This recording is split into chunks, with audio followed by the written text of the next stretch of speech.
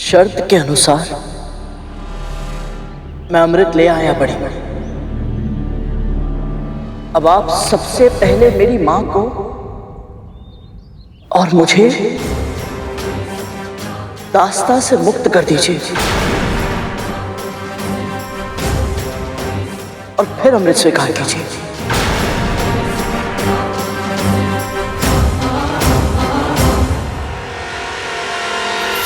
मैं और मेरे पुत्र अमर तो हो जाएंगे, किंतु ये विंता मेरी दास्ता से और करुण मेरे नियंत्रण से मुक्त हो जाएगा।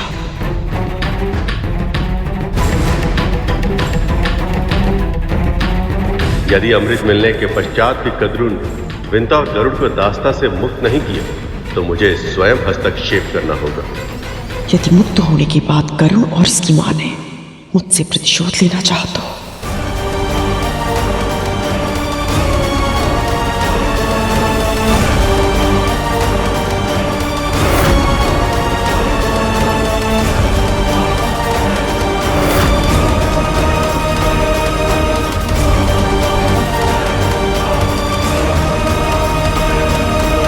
ये क्या हो गया है मां को?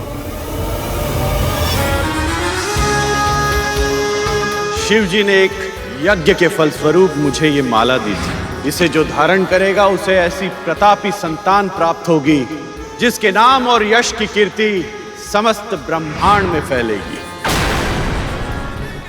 भगवान विष्णु के प्रताप से होने वाली आपकी संतान का वर्चस्व संपूर्ण आकाश में स्थापित होगा।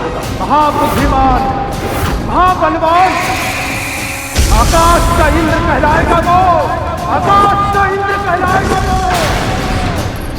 उसका जन्म महान उद्देश्यों के लिए हुआ है और उसमें से सबसे बड़ा उद्देश्य है उसकी मां को दास्तां से मुक्त कराना। जो बीज आज आप बोएंगी कल वही वृक्ष बनेगा और अभी भी समय है देवी कद्रुन, देवी विंता और उनके पुत्र को कष्ट देने का पाप मत कीजिए।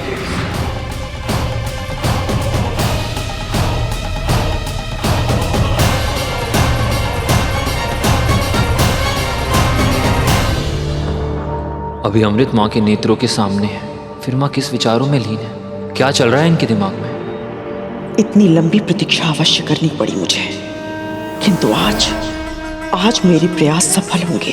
अपने स्वामी और अनेक ऋषि महर्षि द्वारा बार बार हर पग पर कितना अपमान सहा है मैंने, पर अब मेरे पुत्र अमृत पीकर अमर हो जाएंगे और फिर पूरा करेंगे वो सब जो मैंने इनके जन्म से पहले देखा था। विंता ही नहीं, दीति और अदिति के पुत्रों को भी मेरे सामने सर झुकाना होगा। सदैव सदैव के लिए जीत जाऊंगी मैं। चारों दिशाओं में मेरे ही नाम की जय जयकार होगी। खड्गेन आक्रम्य भुंजीता, खड्गेन आक्रम्य भुंजीता, वीर भोग्या वसुंधरा, वीर भोग्य वसुंधरा। माँ, क्या हो गया है आपको? आप कुछ कहती क्यों नहीं?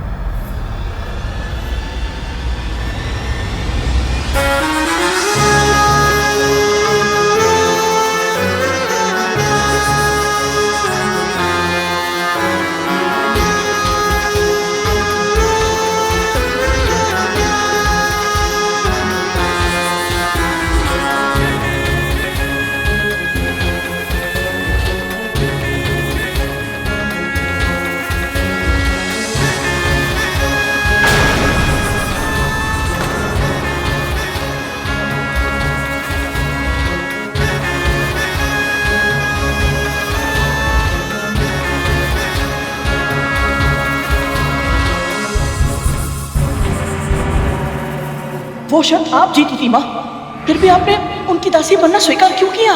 क्योंकि ये मेरा पश्चाताप था। ईर्ष्या के वश में अपने ही पुत्र को विकलांग बना दिया। जिस प्रकार मैं अपनी विवशता का दास बन गया, उसी प्रकार आप भी अपनी बहन की दासी बनकर रहेंगी।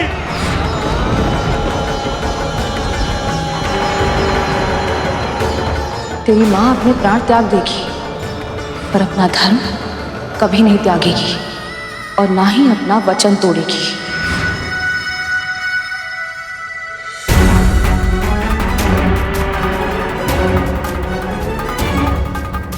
धन्य है इन मां पुत्र की कर्मनिष्ठा। अपने वचन को अपना धर्म बनाकर दास्तां को इस प्रकार स्वीकार किया कि अब इनके पैर अपने स्थान को छोड़कर आगे नहीं बढ़ पा रहे। इन्हें विश्वास ही नहीं हो रहा कि ये दास्तां से मुक्त होने वाले हैं।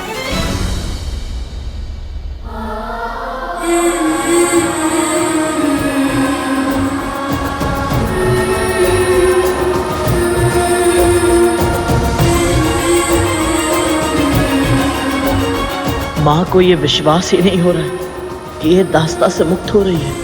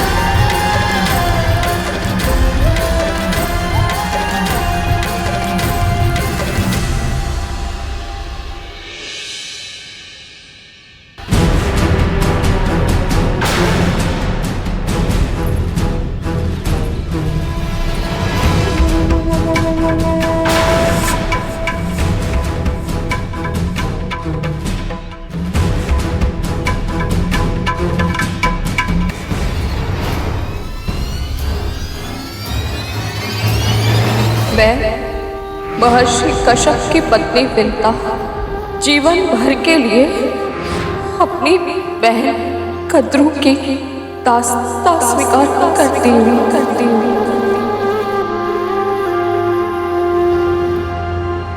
अपने और अपने पुत्र के मस्तिष्क से ये भ्रम बाहर निकाल कर फेंक देना कि तुम दोनों को मेरी दास्तां से मुक्ति मिलेगी। कभी नहीं।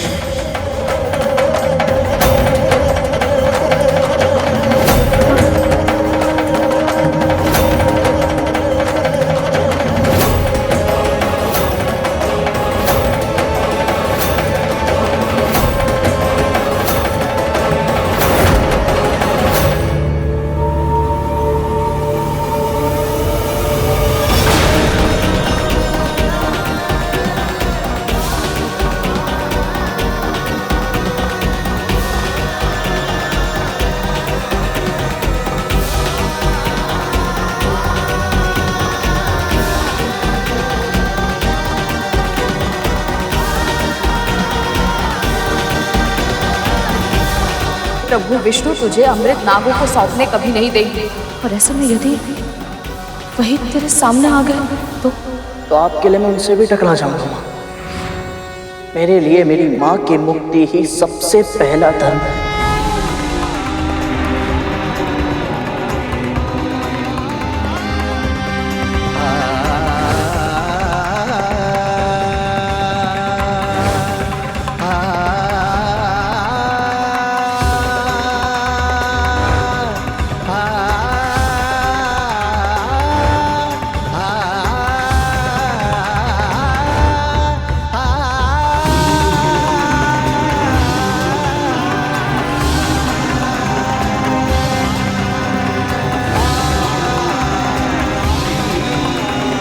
मैं कश्यप पत्नी कद्रू महेश ब्रह्मा विष्णु पंचतत्व जल वायु अग्नि आकाश और पृथ्वी को अन्य सभी देवी देवताओं को साक्षी मानकर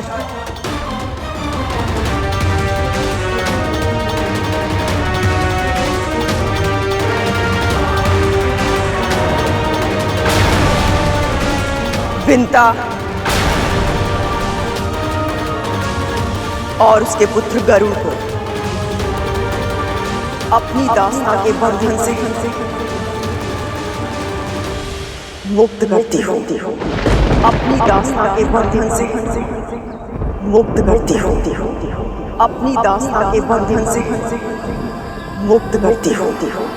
अपनी दास्ता के बंधन से मुक्त करती हूँ।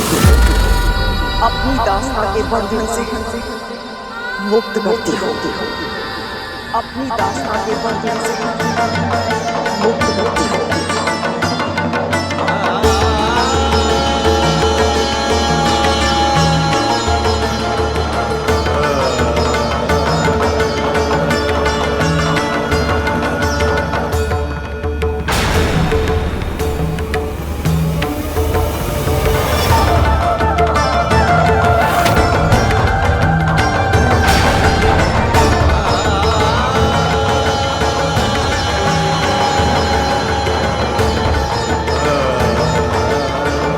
ऐसा लग रहा है जैसे हम देवताओं पर मनुष्यता का ऋण था जो आज उतर पाया है।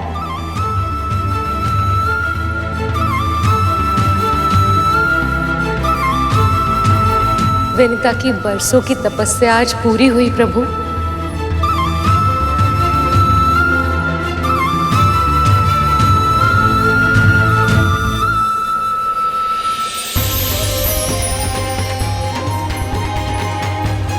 सभी देवी देवताओं, सभी ऋषि मुनियों, मेरी वंदना स्वीकार करें।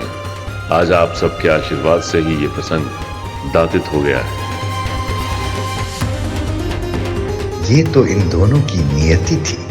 आप दोनों ने ऐसे पुत्र की कामना की थी जो विश्व में मात्र पितृ भक्त के नाम से जाना जाए, और आपके आराध्य प्रभु विष्णु ने ये सारी लीला इसीलिए रची ताकि संसार की सारी संतानों के लिए गरुड़ एक उदाहरण बन सके।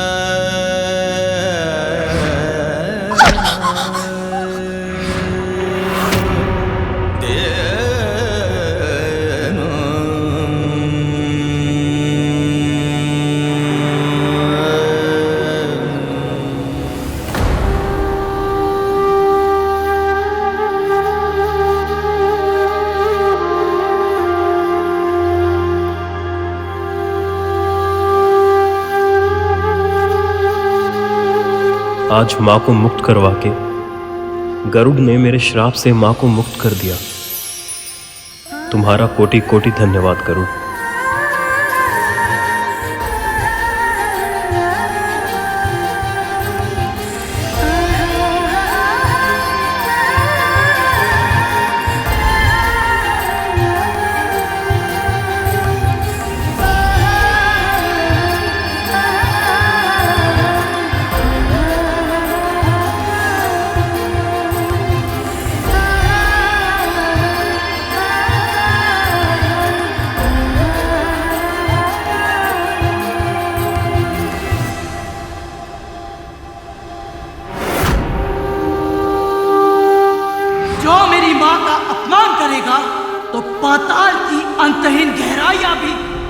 तुम सबको मुझसे बचा नहीं पाएगी।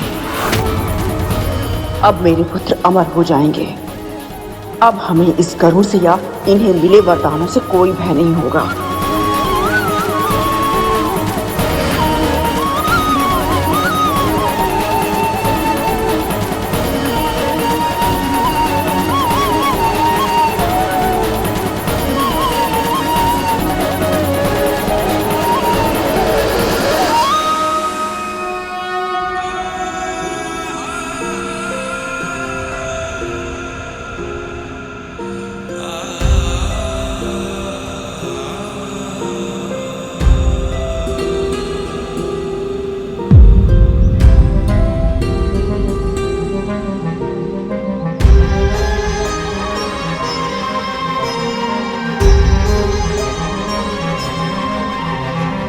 ऐसा लग रहा है जैसे मुझ पर से एक बड़ा बोझ हट गया। इतना स्वतंत्र पहले कभी अनुभव नहीं हुआ।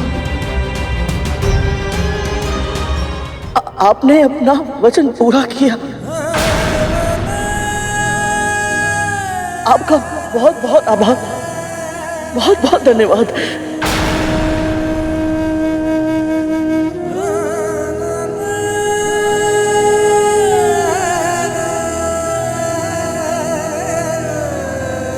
मिल गई मुक्ति, हो गया प्रसन्न। अब ला कलश मुझे दे, कलश मुझे दे गरुड़। अब वचन तुझे पूरा करना है गरुड़। ला अमृत दे हमें। अमृत हमें दे गरुड़, हमें दे गरुड़। नहीं नहीं हमें अमृत, अमृत दे दे हमें, दे अमृत। गरुड़ गरुड़ अमृत दे हमें। गरुड़ अमृत मुझे दे, मैं इसका पहले पान करूंगा। मैं पान करूंगा पहले इसका। नहीं नहीं मुझे दे, मैं पान करूंगा। गरुड़ अमृत इधर दे, गरुड़ अमृत मुझे दे। गरुड़ अब तो तू और तेरी मां मुक्त हो गए हैं ना। बस मेरी एकमात्र इच्छा पूरी कर दे, अमृत दे दे मुझे।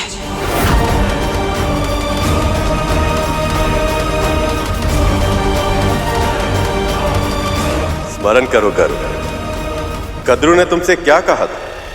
जिस पल तू मेरे नेत्रों के समक्ष अमृत लाकर रखेगा, बस उसी पल तुझे और तेरी मां को अपनी दासता के बंधन से सदैव सदैव के लिए मुक्त कर दूंगी मैं। तो बस फिर यही तो करना। अमृत को ले जाकर कद्रू के सामने रख दो और स्वयं को और अपनी मां को मुक्ति दिला दो। एक बार गरुड़ और देवी विंता को मुक्ति मिल जाए तो आपको क्या करना है देवता, ये तो आप जानते ही। मां, खुशा के दास की चटाई चाहिए होगी। अमृत को भूमि पर रखना उचित नहीं है ना।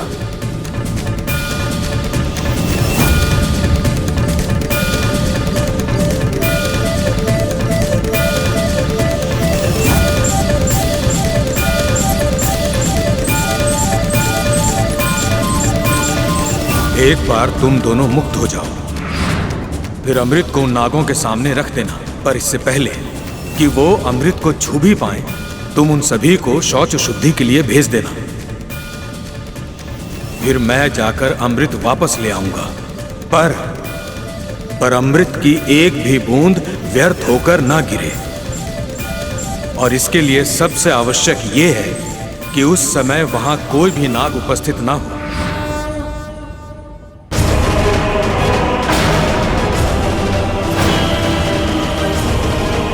आपने ये तो बता दिया इंद्रदेव कि क्या करना है, परंतु कैसे करना है ये नहीं बताया। बड़ी माँ और ये सभी नाग अमृत के लिए बहुत आतुर हैं।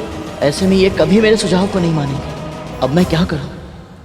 अब गरुड़ कोई भूल नहीं कर सकता, उसे कोई ना कोई उपाय निकालना ही होगा। यदि मेरी योजना विफल होगी और नागों को अमृत प्राप्त हो गया तो ये संसार अंत के मुंह में चला जाएगा।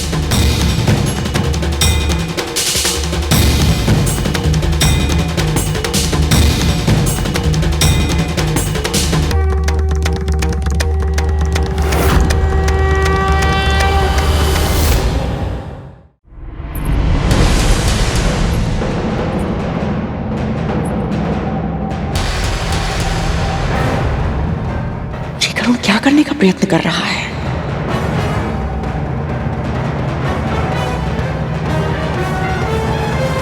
माँ, खुशा को भूमि पर रखना होगा।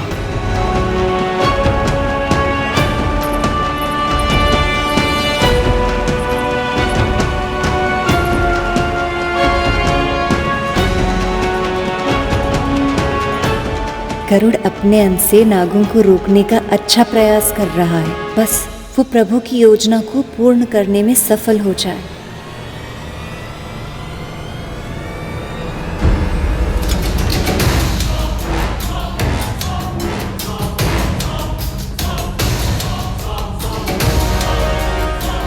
यदि इन सर्पों ने अमृत ग्रहण कर लिया तो अनर्थ हो जाएगा।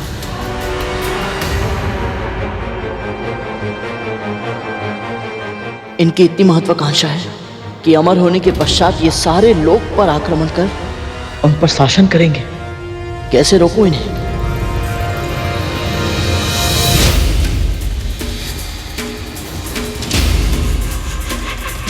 आज मेरा स्वप्न पूरा होगा। मेरे पुत्र सदैव सदैव के लिए अमर हो जाएंगे।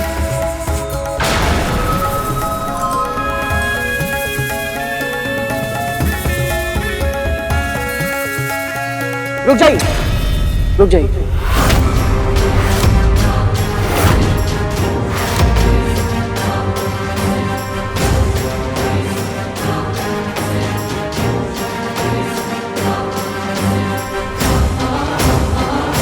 अमृत ग्रहण करने से पहले आप सभी को तन से शुद्ध होना होगा, अर्थात आप सभी को स्नान करने की आवश्यकता है।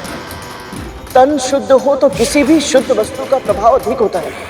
किंतु स्नान ना करने से अमृत का प्रभाव समाप्त तो नहीं हो जाएगा ना गरुड़? तो फिर विलंब क्यों करें? अस्वच्छ तन से छुओगे तो अमृत का प्रभाव समाप्त नहीं होगा, परंतु पाप अवश्य मिलेगा, है ना मां?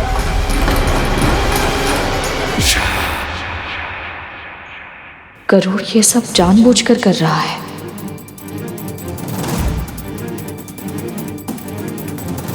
जब भगवान का प्रसाद बिना स्नान किए छुआ नहीं जाता, तो अमृत तो विश्व का सबसे बड़ा प्रसाद है।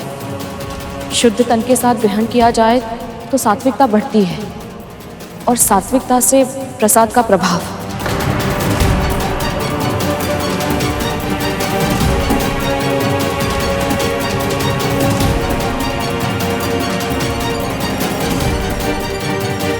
विंता सही कह रही है। शुद्धिकरण करके ही अमृत ग्रहण करना होगा।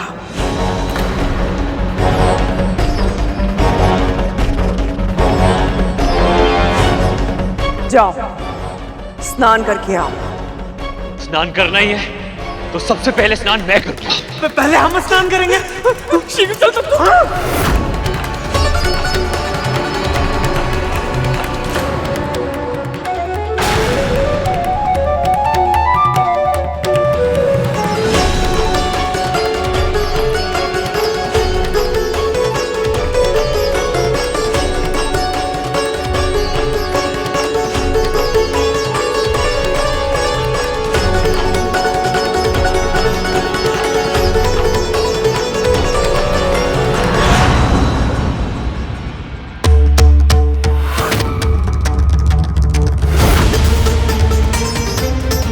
देवराज माँ,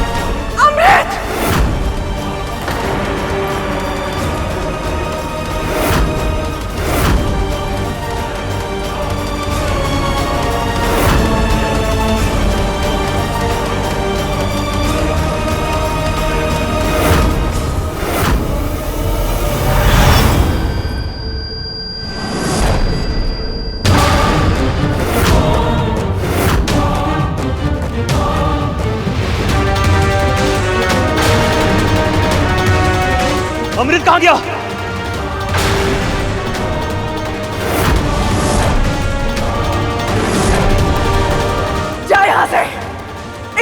अमृत लेकर आ मेरा। क्षमा कीजिए बड़ी माँ, परंतु आपकी आज्ञा का पालन मैं नहीं कर सकता।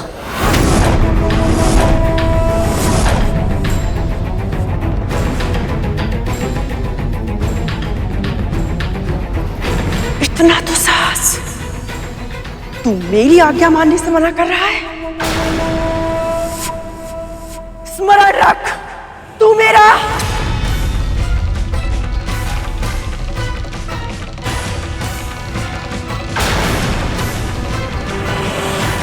इसने हमारे साथ छल किया है मां। तू आज मैं ऐसे दंड दे के रहूंगा।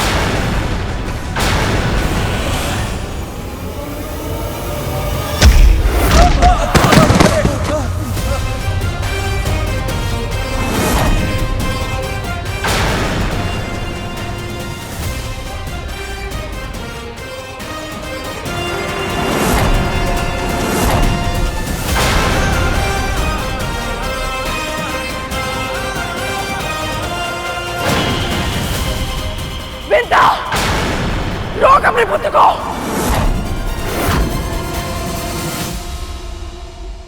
नहीं दीदी, आज इसके हाथों को अपने आदेश की बेड़ियों से नहीं जकड़ूंगी मैं, क्योंकि आज ये युद्ध धर्म के लिए कर रहा है।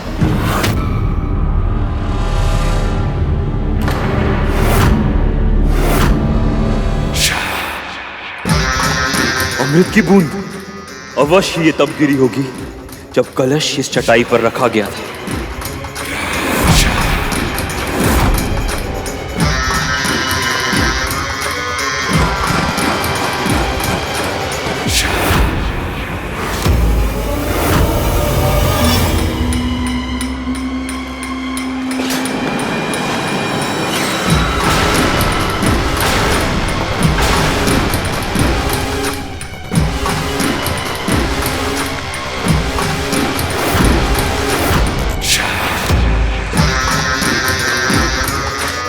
इस धरती के सबसे विशाले प्राणी, मेरे महाबलशाली पुत्र गरुड़ से युद्ध करने के स्थान पर धूल चाट रहे हैं।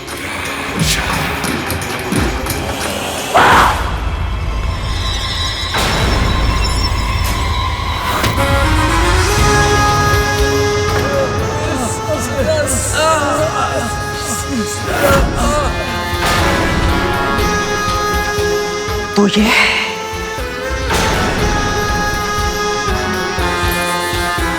तुम दोनों के छल की वास्तविकता, तेरा सत्य।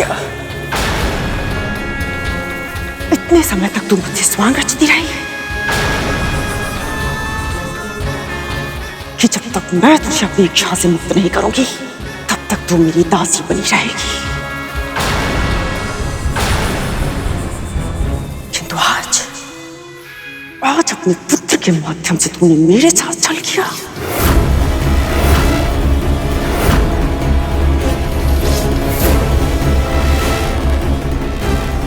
ऐसा नहीं है दीदी, कोई छल नहीं किया मैंने आपके साथ। माँ किसी के साथ छल नहीं कर सकती, इन्हें इसके बारे में कुछ नहीं पता था। अर्थात तुझे पहले से सब कुछ पता था,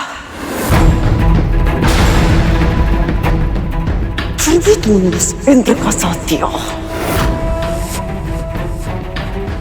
कृतज्ञ।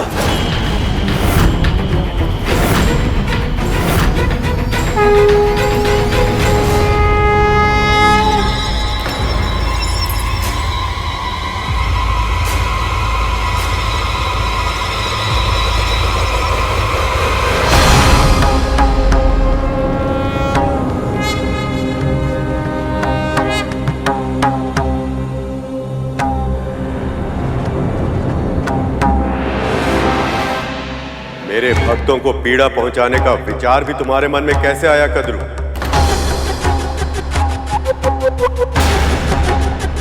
जिस छल के कारण तुम गरुड़ को चोट पहुंचाने जा रही थी, तुम्हारे साथ वो छल इसने नहीं, मैंने किया।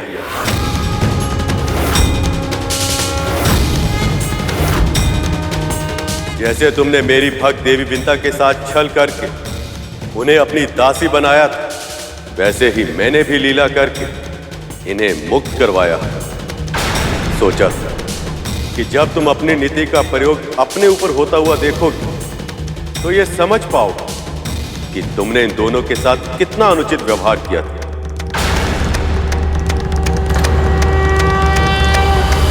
पर तुम्हारे मन में अब भी पश्चाताप नहीं, प्रतिशोध है। तुम्हें क्या लगता है कद्रू, यदि कोई वस्तु तुम्हें मैं ना था तो क्या तुम उसे अनाधिकार ले पाओगे? सत्य तो यह है कद्रू कि तुम और तुम्हारे पुत्र अमृत की एक बूंद तो क्या उसकी आभा के भी योग्य नहीं।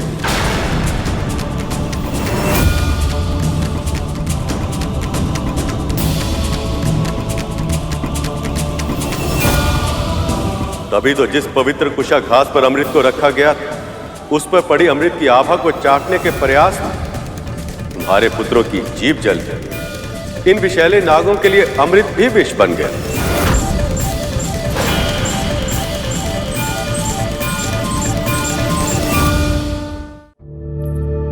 नहीं प्रभु, मेरे पापों का दंड मेरे पुत्रों को मत दीजिए, इनकी पीड़ा को समाप्त कर दीजिए। ये तो तुम्हारे पुत्र भी जानते हैं कभी कि ये अमृत पाने के योग्य नहीं, पर इनके भीतर का लोभ इतना अधिक बढ़ गया कि इन्होंने सत्य से मुंह मोड़ लिया। इनके व्यक्तित्व का निर्माण तुम्हारे आधार पर हुआ है कभी, और तुम्हारी तो विशेषता ही है मन में कुछ रखना और जीभ से कुछ और कहना। इसलिए आज से सभी नागों की जीभ 2 भागों में बंट जाएगी।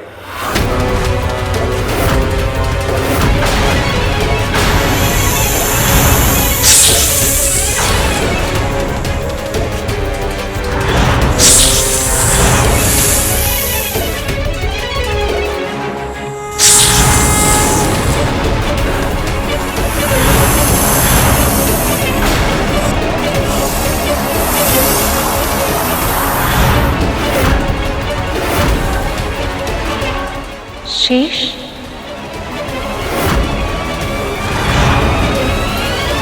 क्या हुआ वासुकी? तुम्हारी जीव विभाजित हो गई, ये कैसे संभव है? ये तो स्वाभाविक ही है माँ। जैसे पुत्रों के कुकर्मों का फल माता पिता को भुगतना पड़ता है। अपनी माँ के कुकर्मों का फल तो मुझे मिलना ही था, यही हमारी नियति है, और मुझे ये स्वीकार करना ही होगा माँ। नहीं प्रभु, इतना बड़ा दंड मत दीजिए, दया कीजिए प्रभु, दया कीजिए। जो मेरे भक्तों पर बार बार अत्याचार करते हैं, मैं उन पर दया नहीं कर सकता। अपने हृदय को साक्षी मानकर सत्य कहो कद्रू, यदि तुम्हारे पुत्रों को अमृत मिल गया तो क्या ये संसार में विनाश का कारण नहीं बन जाएंगे?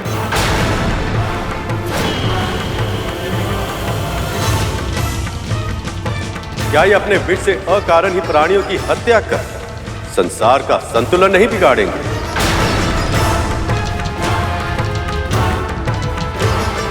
बोलो कद्रू, क्या तुम्हें सच में यह लगता कि जो पुत्र अपने हित को अपनी मां के हित और सम्मान से अधिक महत्व देते हैं, वो अमृत पाने के योग्य?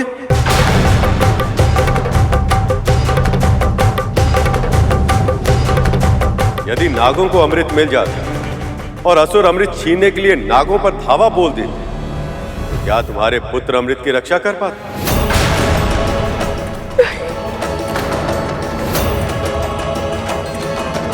दीदी सत्य स्वीकार कर रही है। और दूसरी ओर ये गरुड़ है कद्रू, मुझे ये स्मरण करने की आवश्यकता नहीं कि इसने बिना किसी स्वार्थ के अमृत पाने में कितनी बड़ी भूमिका निभाई, केवल इसलिए ताकि मैं असुर गुरु शुक्राचार्य की संजीवनी विद्या का सामना करने के लिए अमृत रूपी अस्त्र देवताओं को प्रदान कर संसार में फिर से संतुलन स्थापित कर सकूं। और जानती हो सबसे विशेष बात क्या है? गरुड़ के सामने अमृत पान करने का अवसर एक बार नहीं, 2-2 बार आया था। पर इसने लोभ से अमृत की ओर देखा तक नहीं। एक बार भी इसके मन में अमृत पीने का विचार तक नहीं आया। यहां तक कि मैंने इसे अमृत पीने की अनुमति भी दे दी, किंतु तब भी इसने मना कर दिया। इस अमृत को तुम्हें स्वयं पीना होगा। परंतु मैं अमृत ग्रहण नहीं कर सकता, और यदि मैंने अमृत पी लिया, बड़ी माँ को बहुत दुख होगा प्रभु।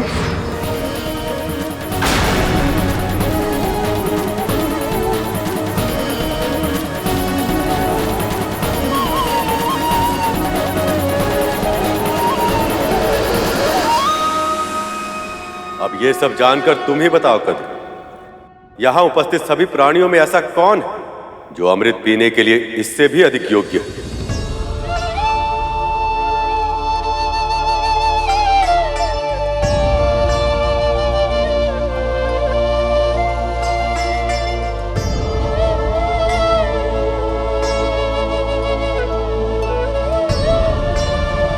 तुमने आज तक जो भी किया है कद्रू, उसके लिए तुम दंड की पात्र हो।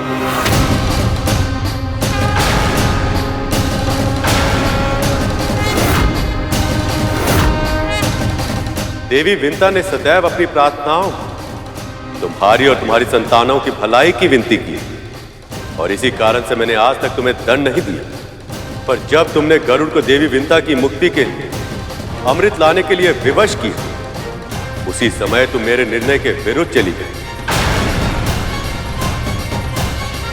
अमृत पाने के लिए तुमने जो पाप किया है कद्रू, उससे तुम्हारे पापों का कलश भर चुका है।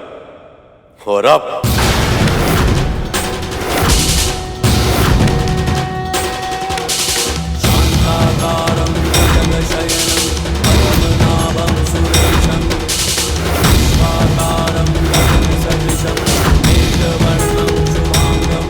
प्रभु, आपकी और माँ की कृपा से मुझे और मेरे पुत्र को मुक्ति तो मिल गई है, पर अपनी बहन और उनकी संतानों को दुखी देखकर मैं सुख से कैसे रह पाऊंगी?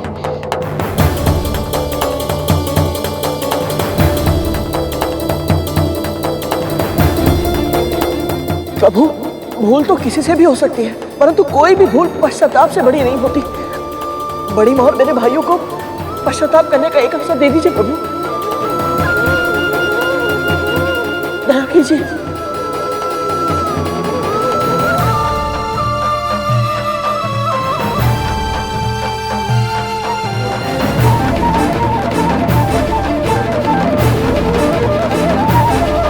न क्रोध, न प्रतिशोध, न बहिष्कार, न तिरस्कार।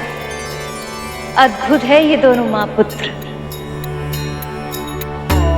जब तक धरती पर धर्म के ऐसे संदेशवाहक, अच्छाई के ऐसे ध्वजधारी विद्यमान हैं, बुराई की कभी जीत नहीं हो सकती। आज गरुड़ और विंता केवल कद्रू की दास्ता से नहीं, आक्रोश और द्वेष से भी मुक्त हो गए। तुम दोनों का हृदय गंगा की तरह निर्मल, भक्ति अतुलनीय और विश्वास अटल है।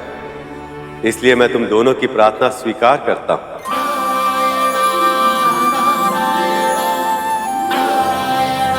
पर मैं ये भी चाहता हूं कि तुम सभी को सदैव ये स्मरण रहे कि तुम दंड पाने के ही योग्य हो, और संसार को भी सदैव ये स्मरण रहे कि किसी निर्दोष को सताकर, उसके साथ अनुचित व्यवहार कर कोई भी प्राणी सुख और शांति का जीवन व्यतीत नहीं कर सकता।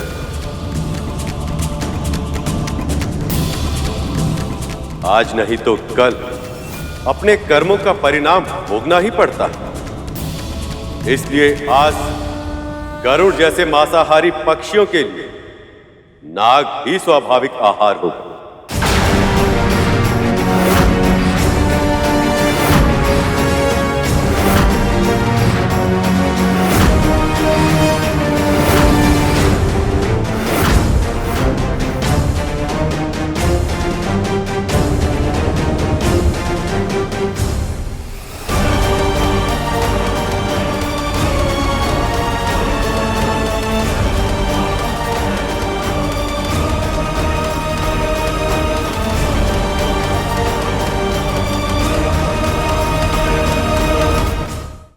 जिस प्रकार अब तक उसकी मां का जीवन तुम सबकी भय की छाया में बीता है, वैसे ही तुम सबको जीना होगा।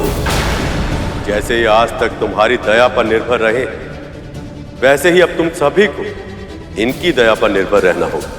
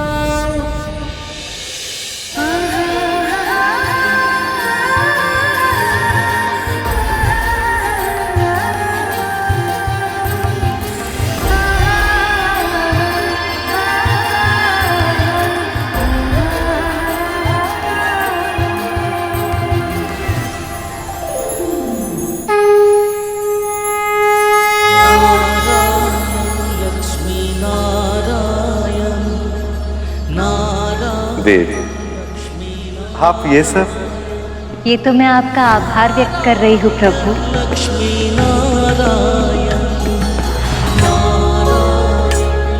आज आपने मुझे सर्वश्रेष्ठ उपहार दिया है, गरुड़ और विंता को मुक्त कराकर। आज आपने अपना वचन पूर्ण किया। ये कृपा आपने केवल मेरे छोटे भाई विंता मां पर नहीं, मुझ पर भी की है प्रभु। शेषनाग, बताओ, मन में इच्छा क्या है? गरुड़ और विमाता विंता का भी उद्धार हो जाए। आपका कोटि कोटि धन्यवाद। देव, शेष, इसमें मैंने कुछ नहीं किया। ये सब देवी विंता की श्रद्धा और धैर्य का परिणाम है, और उसमें सहायक बना गरुड़ का विवेक और साहस। स्वामी, अब तो वो मुक्त हो गए। आप गरुड़ को अपना वाहन बना लीजिए ना। बात अभी आपकी एक इच्छा पूरी हुई नहीं कि आपने दूसरी इच्छा भी प्रकट कर दी। मैं क्या करूं प्रभु, गरुड़ है ही इतना अच्छा। ये सत्य है कि गरुड़ अपनी सभी परीक्षाओं में सफल रहा है। इसके अतिरिक्त मानसिक और शारीरिक रूप से भी वो मेरी सेवा के लिए तैयार है, पर अब उसे भावनात्मक रूप से तैयार होना है। अभी अभी तो उसने अपनी मां को मुक्त कराया, इससे पहले कि वो दोनों एक दूसरे से फिर अलग हो जाए, उन्हें कुछ समय तो साथ में बिताना ही होगा। प्रसन्नता से भरपूर सुख और शांति की छाया में। सत्यवचन प्रभु, सत्यवचन।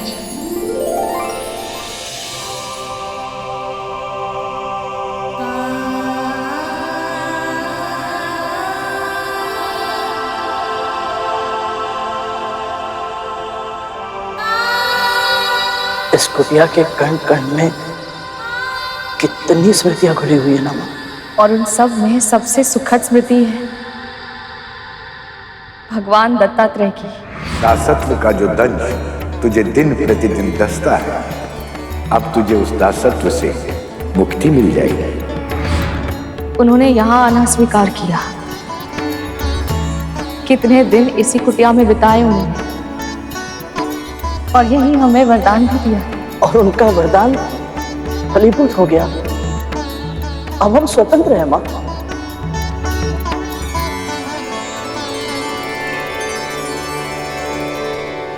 मां, एक शर्त।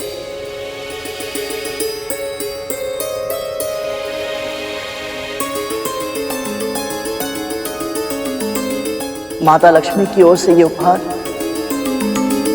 आपके लिए मां।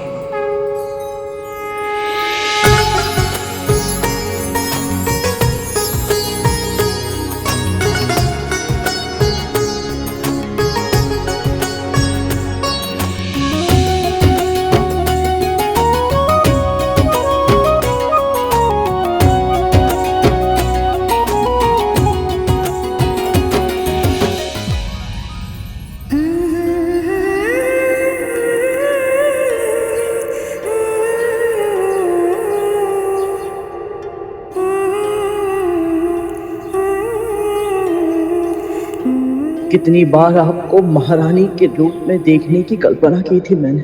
आज मेरी इन आंखों ने जीवन भर का सुख एक साथ पा लिया माँ। अब समय आ गया है अपने उस घर लौटने का जिस पर तुम दोनों का अधिकार है।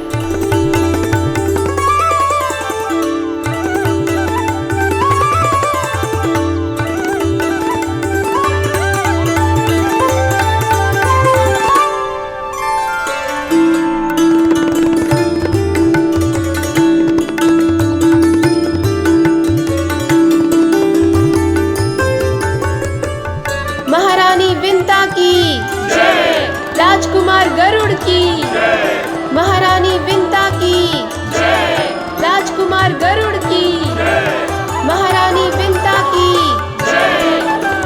आपके महल में आपका बहुत बहुत स्वागत है महारानी जी।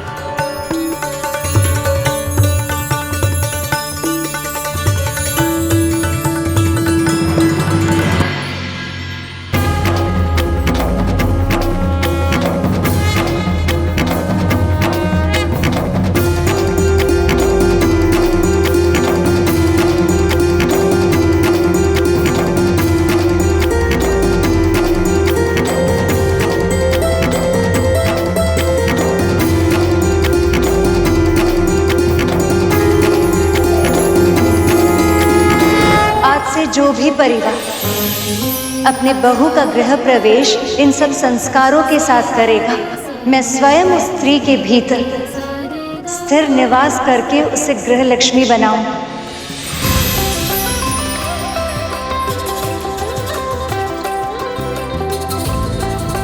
उसके शुभ हाथों से हल्दी के छाप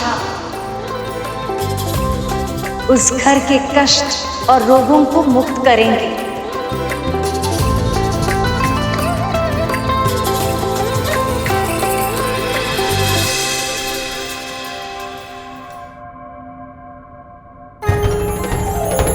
अक्षत बिखेरने से उस घर में संपन्नता और प्रसन्नता बिखरेगी।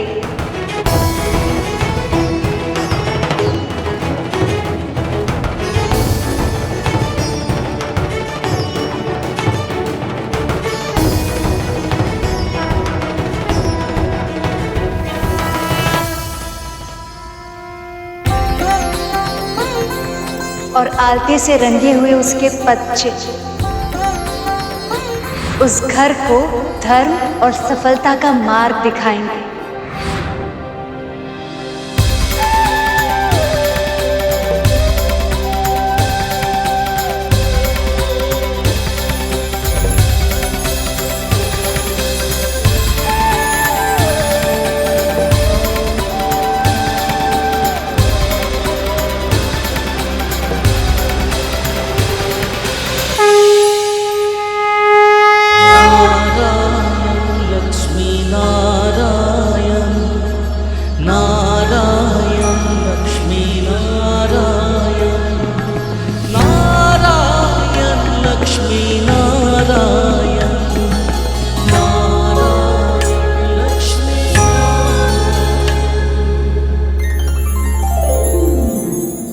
गरुड़ ने असंभव को संभव कर दिखाया।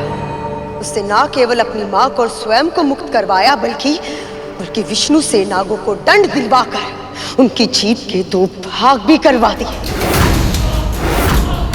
बस इतना ही पर्याप्त नहीं था, नागों को अपने जैसे मांसाहारी पक्षियों का आहार भी घोषित करवा दिया। विष्णु ने हमारे साथ भी छल किया है और कद्रू के साथ भी। हमें इसका प्रतिशोध लेना होगा बलि। लेंगे मां, इसका प्रतिशोध अवश्य लेंगे। मैं एक बार गुरुदेव आज्ञा का पालन ना करने की भूल कर चुका हूं मां, अब दोबारा नहीं करूंगा। असुरों ने अपने गुरु की आज्ञा की अवहेलना का परिणाम देख लिया है। अब ये ऐसी भूल भविष्य में नहीं करेंगे। प्रभु, माँ, मैंने कभी स्वप्न में भी नहीं सोचा था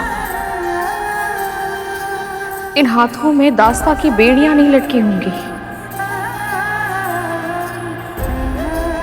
आपकी कृपा से यह संभव हो पाया। वो भी इतनी शीघ्र। आपका बहुत बहुत आभार। जानता है गरुड़, मैं तो इस जन्म में मुक्त होने की आशा ही छोड़ चुकी थी। दास्ता को ही अपनी नियति मान चुकी थी मैं, पर तूने मेरी बेड़ियां तोड़ने का संकल्प लिया और उसे पूरा भी कर दिखाया। आपने मेरे और अरुण भैया के लिए कितनी पीड़ा भोगी है माँ, कितना कुछ सहा है। फिर आपके साथ अन्याय होते देख मैं शांत कैसे रह पाता? तेरी अशांति से मुझे भय लगता था गरुड़, इसलिए तो मैं तुझे रोका करती थी। पर कहीं ना कहीं मैं जानती थी तू अपनी हट कभी नहीं छोड़ेगा। मुझे मुक्त कराने के लिए हर संभव असंभव कार्य करेगा तू, और तूने किया गरुड़। मुझे मुक्त करा लिया तूने।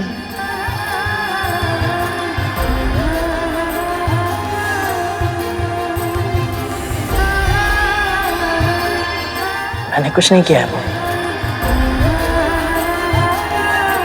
सब प्रभु विष्णु की इच्छा से ही हुआ। मैं तो केवल माध्यम बना, और सत्य तो ये है कि ये सब आपकी तपस्या का फल है माँ।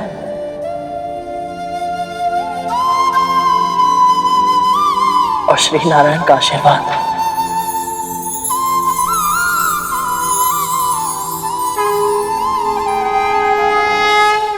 इससे कोई अंतर नहीं पड़ता कि नागों या अन्य प्राणियों के साथ क्या हुआ। मेरे लिए असुरों का हित सबसे अधिक महत्वपूर्ण है, इसलिए मैं बस गुरुदेव शुक्राचार्य की आज्ञा का पालन करूंगा। गुरु पर श्रद्धा ही सफलता की पहली सीढ़ी होती है महाराज।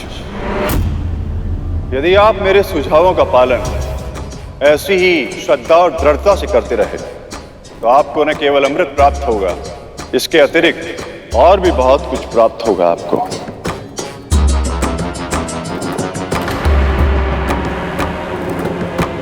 आपकी हर महत्वाकांक्षा पूर्ण होगी, आपका हर स्वप्न वास्तविक बनेगा। पर कैसे गुरुदेव, कैसे?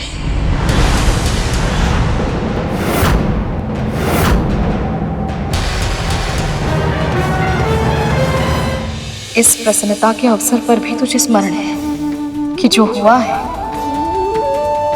वो मेरे प्रभु की इच्छा और कृपा से ही हुआ है। मुझे तुझ पर और तेरी विनम्रता पर गर्व है गरुड़।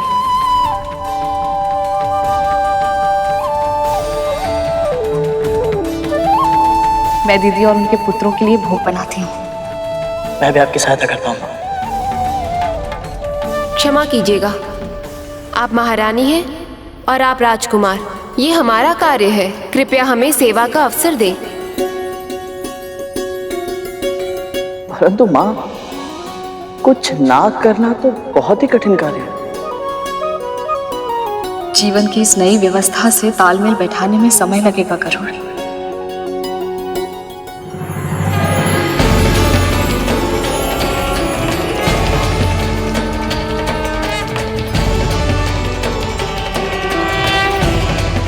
ये कैसे ध्वनि है?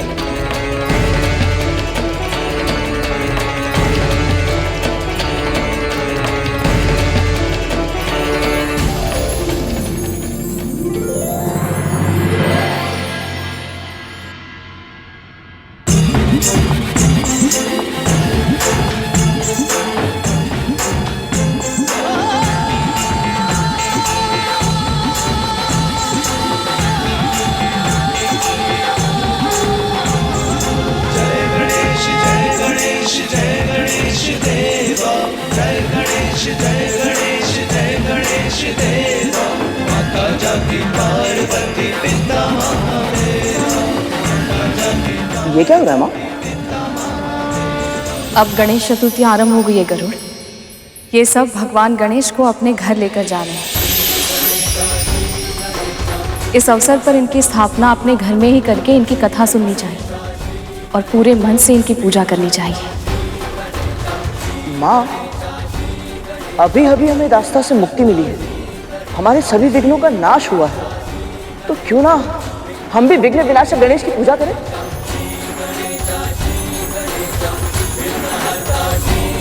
ये तो बहुत ही उत्तम विचार है गरुड़। हमारे नए जीवन के लिए इससे उत्तम आरंभ और क्या हो सकता है। हम ऐसा ही करेंगे पुत्र। विघ्न विनाशक, लंबोदर, वक्रतुंड, गजानन महाराज गणेश की पूजा हम अवश्य करेंगे।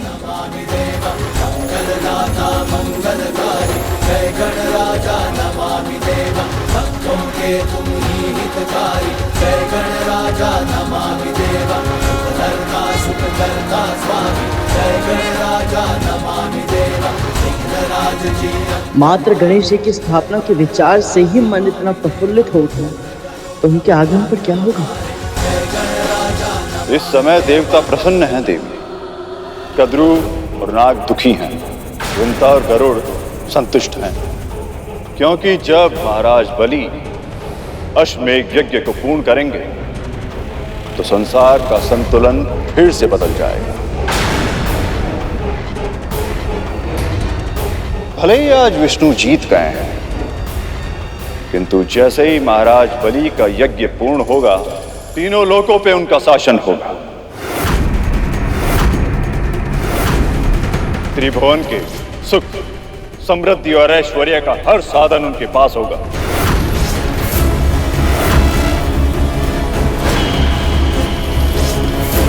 यहां तक कि अमृत भी।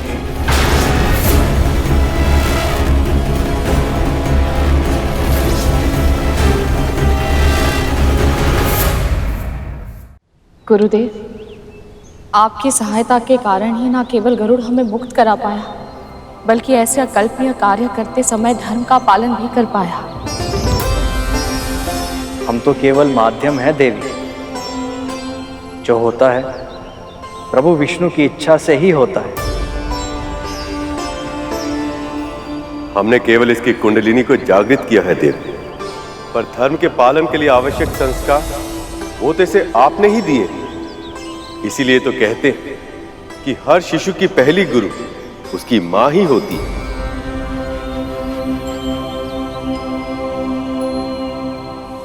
मां इतने दिनों बाद ही सही आपको ये श्रेय, ये सम्मान मिलते देख मैं कितना प्रसन्न हूं, बता नहीं सकता। गुरुदेव, आपके मार्गदर्शक के लिए बहुत बहुत धन्यवाद। परंतु एक विनती है आपसे।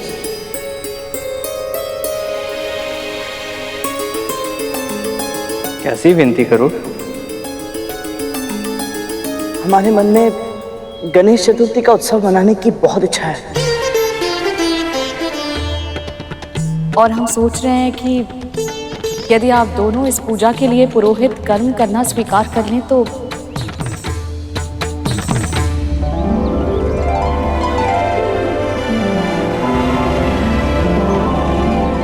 भगवान श्री गणेश की पूजा और कथा कहना, ये तो हमारा सौभाग्य होगा। हम ये पूजा अवश्य करेंगे।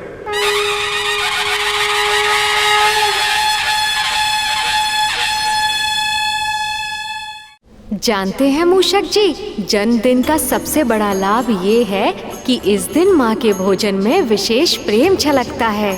मैं ये जानने के लिए व्याकुल हूँ कि माँ आज क्या पका रही हैं, पर उन्होंने तो मुझे भीतर प्रवेश करने से ही मना किया हुआ है। आपकी इच्छा पूरी ना हो तो आपके इस भक्त के होने का लाभ ही क्या प्रभु?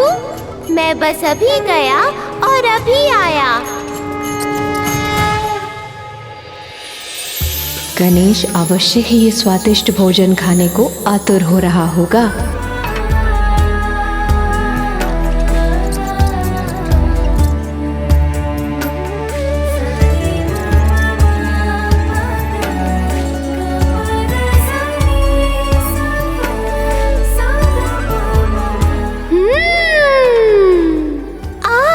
सुगंध तो बहुत लुभावनी है। देखना पड़ेगा कि क्या बना है और कैसा बना है। मूषक, अभी यहाँ तुम्हारी आवश्यकता नहीं है। चलो बाहर चलो।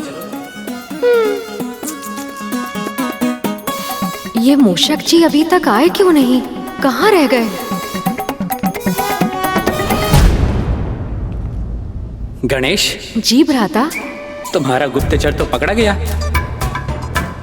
माँ ने तुम्हारे भोजन के लिए क्या क्या तैयारी की है, ये सब समय से पहले जानने में आनंद ही क्या है। और वैसे भी धैर्य तो तुम्हें रखना ही पड़ेगा, क्योंकि जब तक सभी अतिथि नहीं आ जाते उत्सव आरंभ नहीं होगा। वो तो मैं जानता हूँ भ्राता, पर स्वयं पर नियंत्रण कैसे रखूं? माँ को इतनी तैयारियां करते देखकर मेरा मन प्रफुल्लित हो गया है और उस कारण और भी तीव्र भूख लग रही है। प्रभु, अंदर से बहुत ही स्वादिष्ट सुगंध आ रही थी। मैं स्वयं को रोक ही नहीं पा रहा था। तुम्हारा जन्मदिन केवल कैलाश पर्वत पे ही नहीं, पृथ्वीलोक के कोने कोने में बनाया जाएगा गणेश। जब तक यहाँ की तैयारियां पूर्ण नहीं हो जाती, तुम वहां का भ्रमण क्यों नहीं कराते? अरे वाह, ये तो बहुत उत्तम सुझाव है पिताश्री। चलिए मूषक जी। जी प्रभु।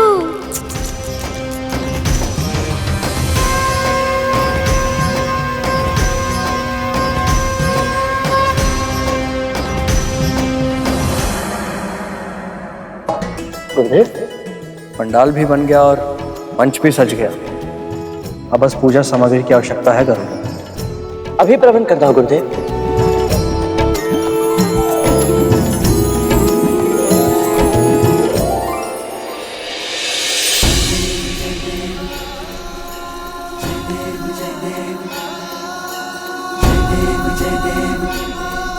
कितनी शुभतापूर्ण आरंभ हो रहा है हमारे इस नए जीवन का। प्रभु गणेश की पूजा से अब हमारे जीवन के सारे विघ्न दूर हो जाएंगे।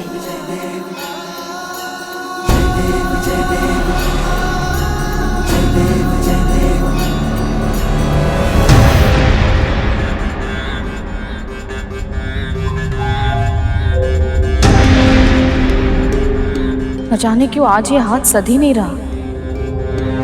कभी कान ठीक से नहीं लग रहा तो कभी सूंड ठीक से नहीं बैठ रही। हे गणपति, सहायता कीजिए। यदि मन में विचारों का प्रवाह इतनी तीव्र हो, तो हाथ कैसे सदेगा धीरे? ईश्वर को साकार करने के लिए स्थिर चित्त की आवश्यकता होती है। मेरा मन ये सोचकर विचलित है गुरुदेव कि घर में इतनी बड़ी पूजा है, फिर भी कद्रू दीदी और उनकी संतानें इसमें सम्मिलित नहीं हो रही। जो हमारे नियंत्रण में नहीं होता, उसकी चिंता करने से कभी कोई लाभ नहीं होता देवी। हमें केवल अपना कर्म करना होता। आप पूरी श्रद्धा से इस पूजा कथा को प्रारंभ कीजिए। गणाधिपति की यदि इच्छा हुई तो तुम्हारी बहन कद्रू को उनका आशीर्वाद अवश्य मिलेगा।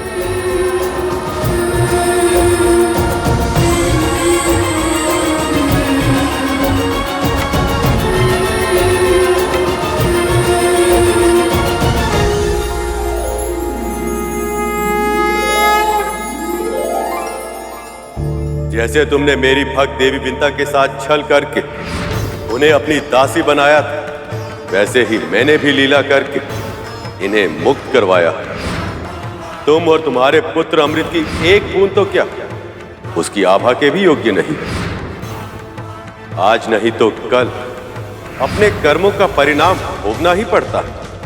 आज से गरुड़ जैसे मांसाहारी पक्षियों के लिए नाग भी स्वाभाविक आहार होगा।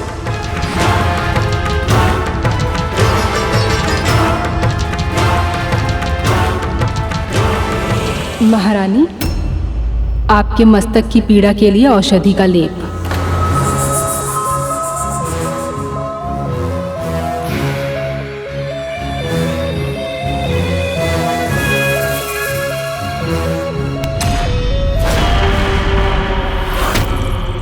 कैसा लेप बनाया तूने?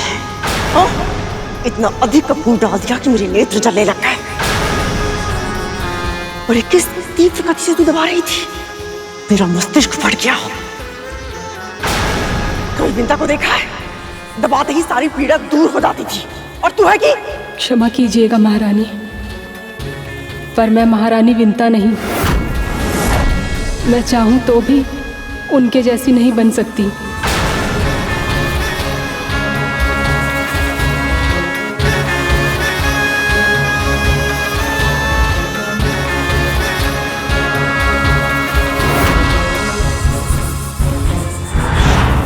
अब समझ आया, तूने एक दासी नहीं अपनी बहन को खोया है। कितनी बार तुझे समझाया जो तू कर रही है वो अनुचित है कद्रू, किंतु फिर भी तूने मेरी एक बार भी नहीं सुनी। तूने वही किया जो तेरे मन ने कहा। किंतु कद्रू, अभी भी देर नहीं हुई है। विंता से क्षमा मांग ली और अपने बीच की दूरियों को सदा सदा के लिए समाप्त कर दे।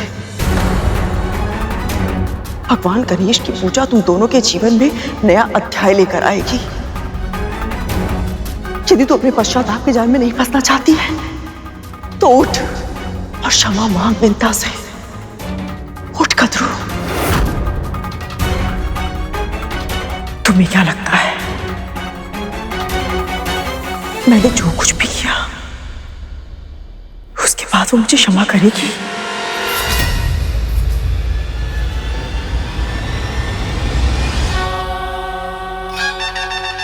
ये ध्वनि कैसी है?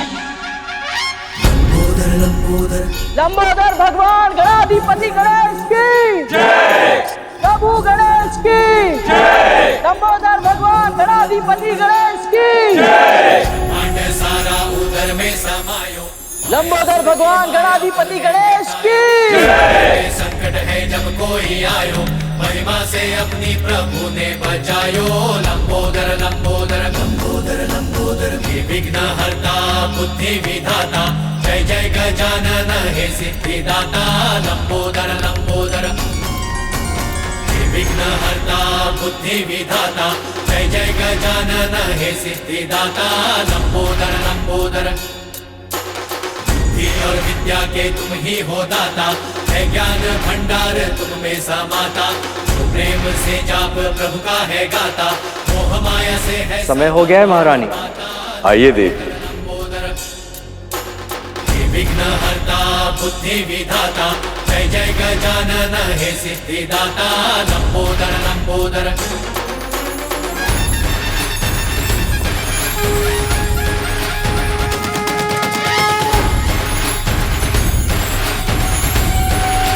लंबोदर भगवान गणाधिपति गणेश की जय। मंगलमूर्ति देवा गणेशा, सर्वप्रथम ध्यावे तुझे ही हमेशा। पादपूर्ण मोदक के भोग लगावे, मनवांछित फल भक्त तुमसे है पावे। देवी, माँ गौरी के प्रतीक रूप में इस नारियल को वस्त्र और हल्दी कुमकुम लगा के यहाँ आसीन कीजिए। स्वर्ण मुकुट सोहे सरमूषक सवारी, मंगल करो जग का हे मंगलकारी। लंबोदर लंबोदर मंगलमूर्ति देवा गणेशा, सर्वप्रथम ध्यावे तुम्हें ही हमेशा। लंबोदर लंबोदर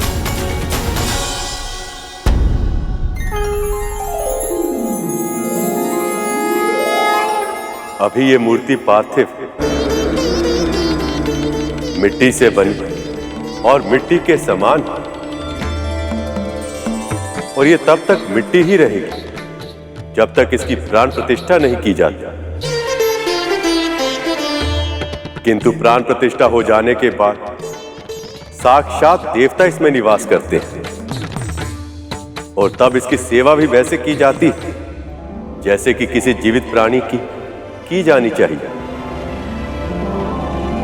उचित समय पर भोग, स्नान, आरती सभी कार्य करने होते हैं, और ध्यान रहेगा ऐसा ना करने पर दोष लगता है।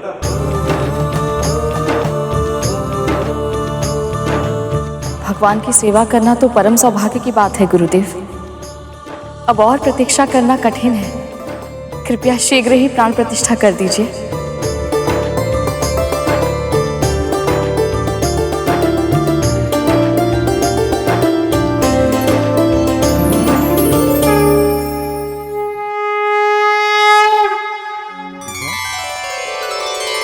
आप देख रही हैं देवी, अपने जन्मदिन के अवसर पर आपके भांजे के मुख पर कितनी गहरी मुस्कान सजी।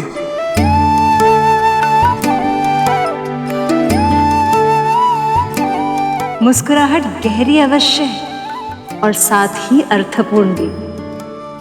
और इसका क्या कारण है, ये रहस्य तो गणेश स्वयं ही बताएंगे।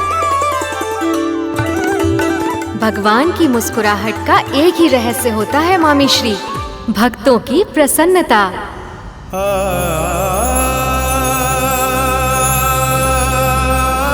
वैसे तो देवी विंता और गरुड़ ने अनेक बार मेरी पूजा की है, पर हर बार उनके मन के किसी न किसी कोने में मुझे उदासी छिपी दिख ही जाती थी। परंतु आज पहली बार दास्ता से मुक्त होने के बाद जब उन्होंने मुझे प्रणाम किया तो मुझे उनके भीतर के उल्लास का आभास हुआ मामी श्री। हम सब भी बहुत प्रसन्न हैं कि उन दोनों ने ये पूजा करने का निर्णय लिया है। इससे उनका वातावरण भी सात्विक होगा और उनके नए परिवार के साथ सामंजस्य स्थापित करने के लिए शक्ति भी मिलेगी।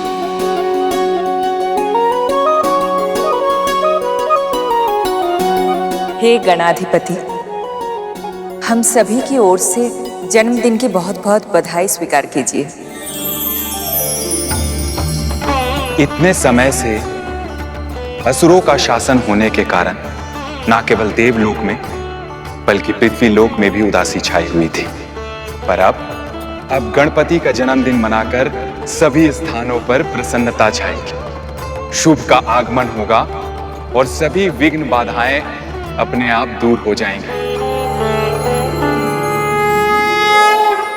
अभिषेक संपन्न हुआ।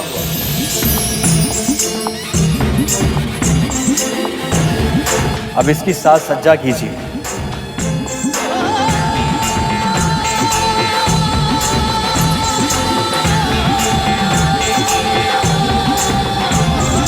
जय गणेश जय गणेश जय गणेश देवा, जय गणेश जय गणेश जय गणेश देवा। माता जाकी पार्वती पिता महादेवा, माता जाकी पार्वती पिता महादेवा। पुत्र, ये तुम्हारे लिए।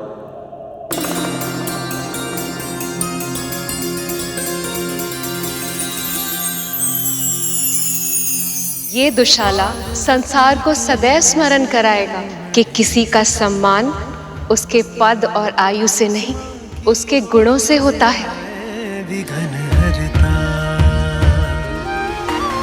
अद्भुत बालक परमा प्रेम लुटाती, प्रथम देवता जग में उसे बनाती। हाँ, प्रथम देवता जग। समृद्धि का प्रतीक अपनी मामी का ये उपहार स्वीकार करो गणेश।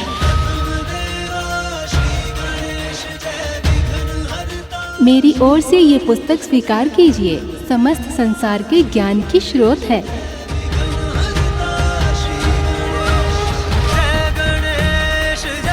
गणाधिपति, मैं सभी देवताओं की ओर से ये फूल और ये मोदक आपको अर्पित करना चाहता हूँ। कृपया इसे स्वीकार कर हमें कृतार्थ करे दे।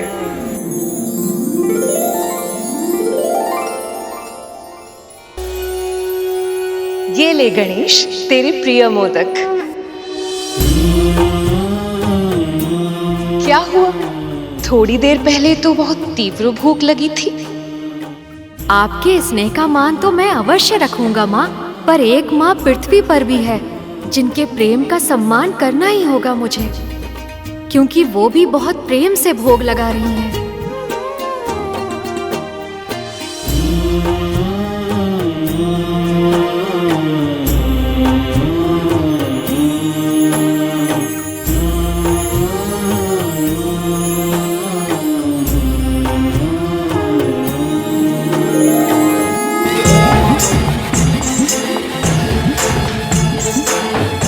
गणाधिपति ने आपका निमंत्रण स्वीकार कर लिया है देव। अब ये भोग प्रसाद बन चुका है। भक्त वत्सल महागणाधिपति गणेश की जय। भक्त वत्सल महागणाधिपति गणेश की जय। ले।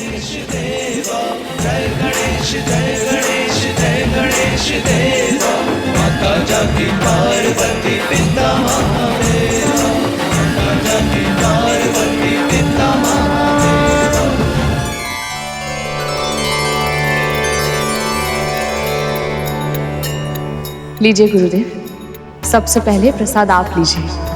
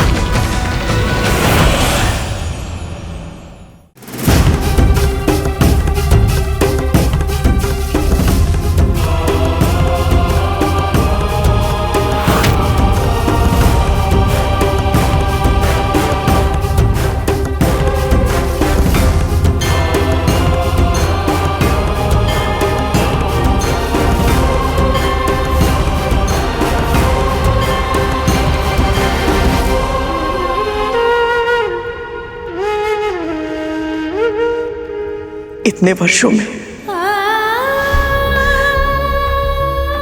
तेरी आंखों ने बहुत आंसू बहाए विंता।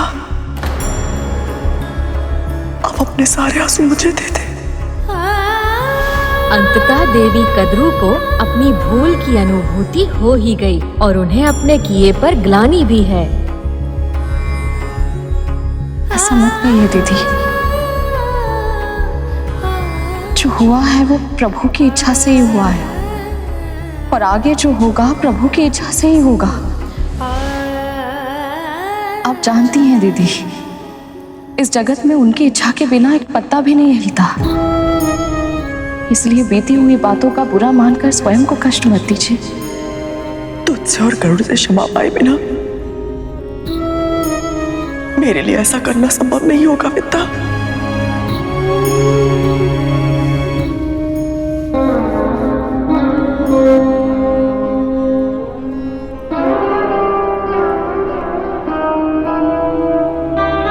बड़ी माँ,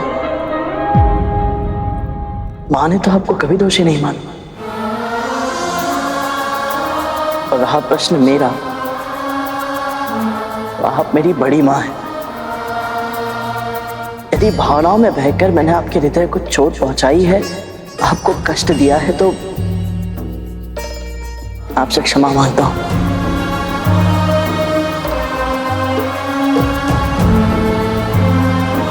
मैंने तेरे साथ इतना बुरा किया, रक्त संबंध की लाज नहीं रखी, तुझे अपना दास बनाया, अत्याचार किए, किंतु फिर भी तुम दोनों के मन में मेरे लिए दंड या प्रतिशोध तक की भावना तक नहीं है। आप जानती हैं ऐसा क्यों हुआ देवी कद्रू? क्योंकि जिन भक्तों के मन में भक्ति स्थान बना लेती है, तो किसी भी प्रकार के तामसिक विचार उनके मन में अपना स्थान नहीं बना पाते।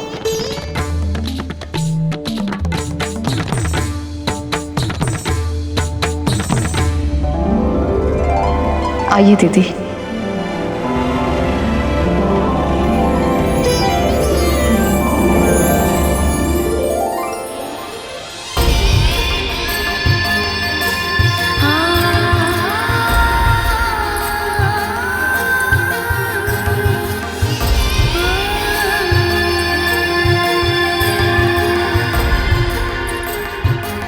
विंता के महल में गणेश के प्रवेश करते दो बहनों का बिगड़ा रिश्ता पुनः सुधर गया। यही तो लीला है विघ्नहर्ता गणेश की। वो जीवन में आते ही जीवन के सारे कष्ट हर लेते हैं। सचमुच विंता का हृदय कितना बड़ा है। कद्रू ने उसके साथ कितना कुछ किया, फिर भी विंता ने बिना मन में कोई बैर रखे उसे क्षमा कर दिया।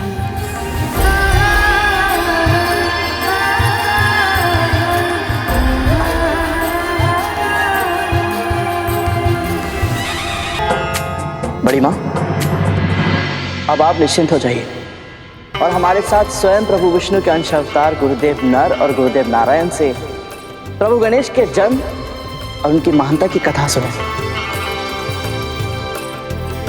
यह अनुभव बहुत अद्भुत होगा बड़ी माँ।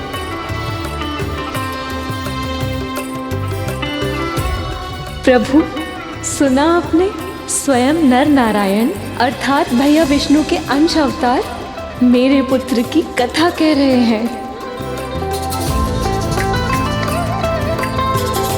सच मामाश्री, इससे उत्तम उपहार और कुछ हो ही नहीं सकता था।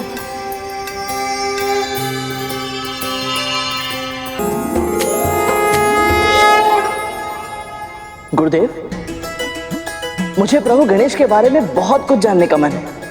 जैसे इनका मुख हाथी जैसा क्यों है? मैंने माँ से सुना था कि स्वयं महादेव भी उन्हें जन्म केवल पहचान नहीं पाए थे। और हाँ, इन्हें प्रथम पूजनी क्यों कहा जाता है? विघ्नहर्ता, ये विघ्नहर्ता क्यों है गुरुदेव? मैं सबको जानना चाहता हूँ गुरुदेव। ये भी कि मूषक इनकी सवारी कैसे बने और इन्हें दुर्वा घास और मोदक का भोग क्यों चढ़ाया जाता है? आज तुम्हारे सभी प्रश्नों का उत्तर मिलेगा गरुड़। और उसके साथ ही हम सभी को मिलेगा जीवन की अनेक समस्याओं का समाधान। इसलिए आप सब पूरे मनोयोग से श्री गणेश की कथा को सुनो।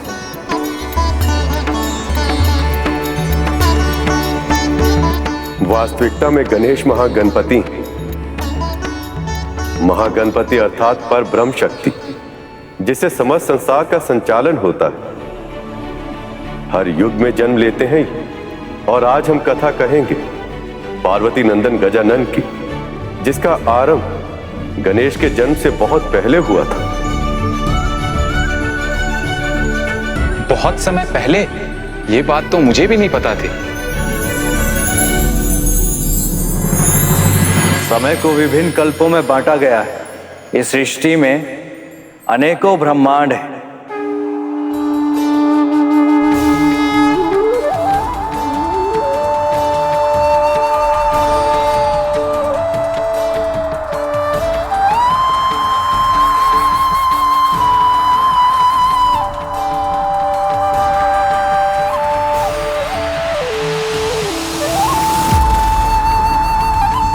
और हर ब्रह्मांड में जीवन का संचालन उसी प्रकार होता है जैसा इस ब्रह्मांड में हो रहा है। हर ब्रह्मांड में चल रहे कल्प किसी दूसरे ब्रह्मांड के कल्प से भिन्न होते हैं। अर्थात हर ब्रह्मांड की समय रेखा दूसरे ब्रह्मांड की समय रेखा से भिन्न होती है। जो एक ब्रह्मांड में समाप्त हो रहा होता है, वही दूसरे ब्रह्मांड में आरंभ हो रहा होता है।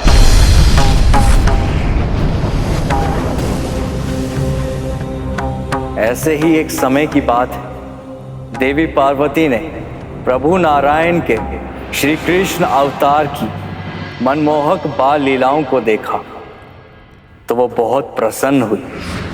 उस नटखट नन्हे बालक के कौतुक, उसकी क्रीड़ाओं ने देवी पार्वती के मन में मातृत्व के भाव को जागृत कर दिया था।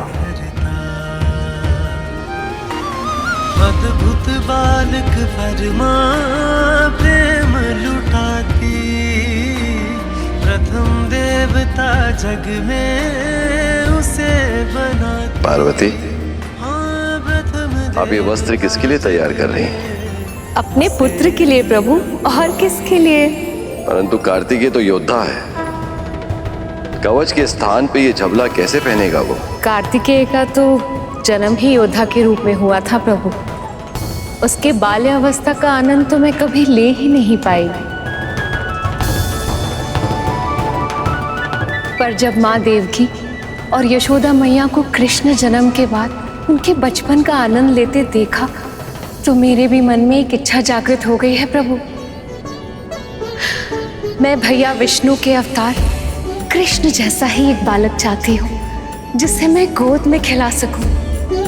मैं उसके लिए लोरियां गाना चाहती हूँ प्रभु। ममता के रस में डूबकर उस अद्भुत आनंद का अनुभव करना चाहती हूँ जिसका सौभाग्य मुझे अब तक नहीं मिला। तब तो आपको पुण्यक व्रत रखना होगा देवी।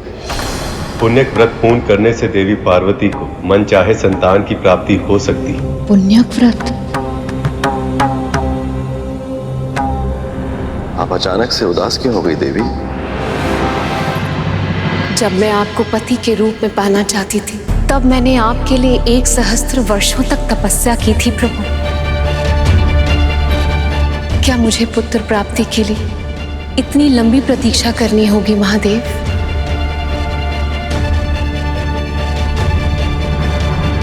पुण्य एक बहुत ही महान व्रत है देवी, जिसे करने से आपके भैया विष्णु बहुत अधिक प्रसन्न होते हैं।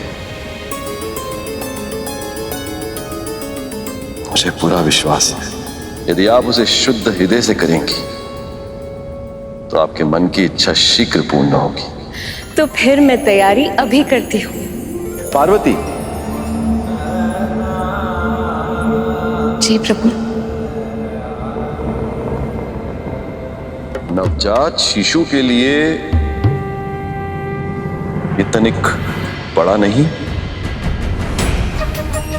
यदि आपकी इच्छा भारी भरकम बालक की है तो बात अलग है। ये माँ की ममता है महादेव, आप नहीं समझेंगे।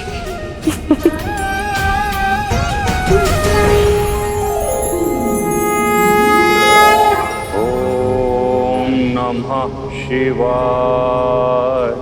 ओम नमः शिवाय। ओम नमः शिवाय। ओम नमः शिवाय। ओम नमः शिवाय। ओम नमः शिवाय। ओम नमः शिवाय। पर जहां जन्म होता है वहीं कहीं आसपास मृत्यु भी छिपी होती। हाथ लगा अपने समय की प्रतीक्षा करते हुए पाताल लोक में निवास कर रहे 2 असुर भाई, जो स्वभाव में बिल्कुल विपरीत थे, अपनी अपनी प्रवृत्ति के अनुसार अपनी स्वार्थ सिद्धि के लिए संसार का विनाश करने की तैयारी कर रहे थे।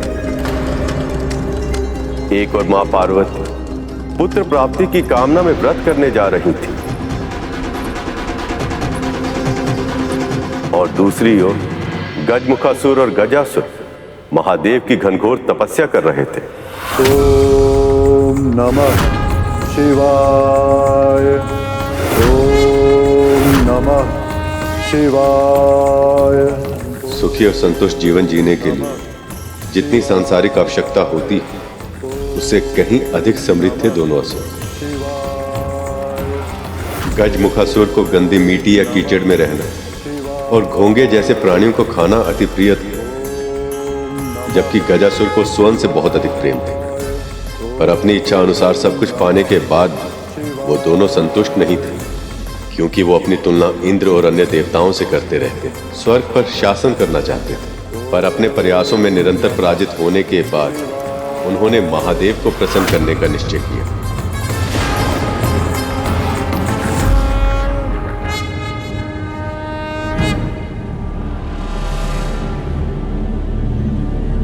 पार्वती। नंदी, मैं व्रत की तैयारी करने जा रही हूँ, किसी को इस ओर आने मत देना। जी माँ।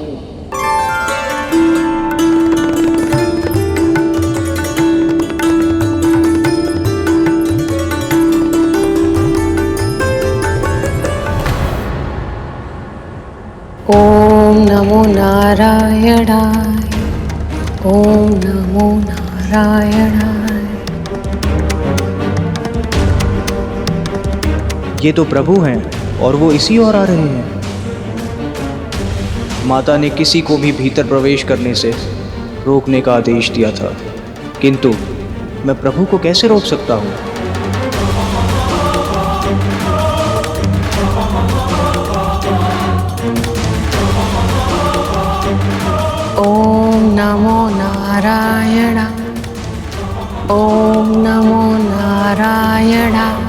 पार्वती,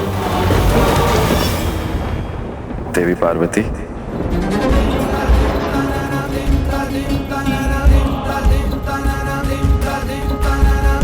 प्रभु आप?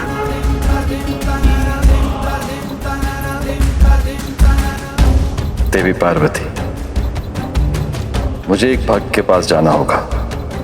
सोचा फिर तो आप अपनी व्रत साधना में व्यस्त हो जाएंगे, इसलिए आपसे मिलकर जाऊं। आप वापस कब आएंगे प्रभु? भगवान भक्त की इच्छा से संचालित होते हैं, ये कहना कठिन होगा।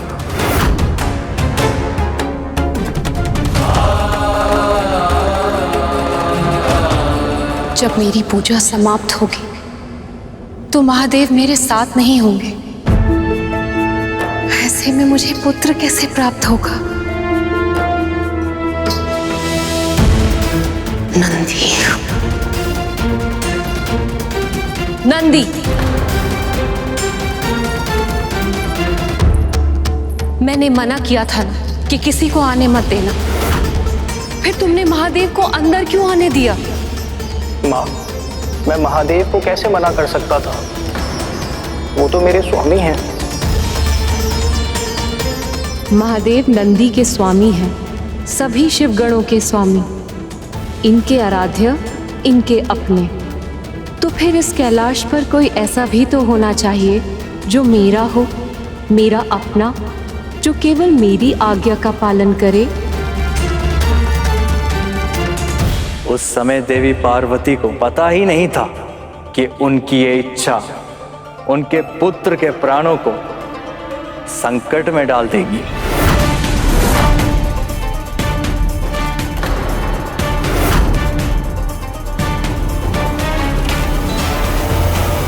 अब तक मुझे लगता था कि मुझे अपने जन्म की कथा पूरी तरह पता है, इसीलिए उसे सुनने के लिए मैं उत्सुक था।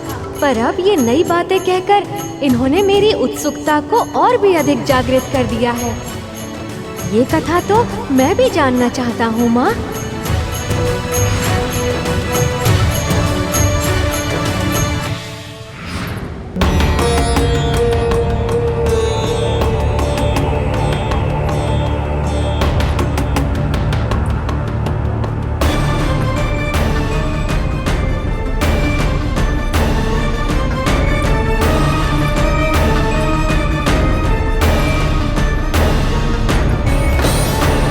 इतनी ऊंचाई पर्याप्त नहीं है, और ऊपर जाना होगा मुझे।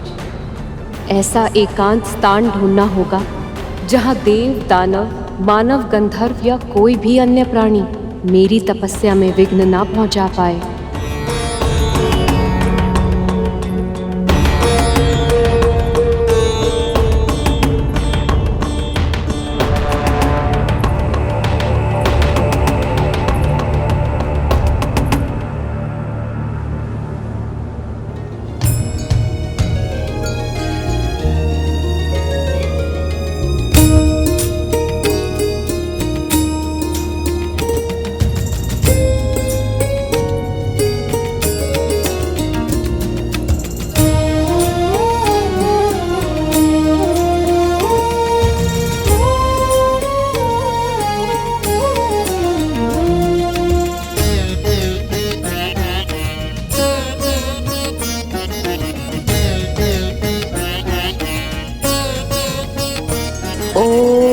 नमो नारायणाय। ओम नमः शिवाय। ओम नमः शिवाय।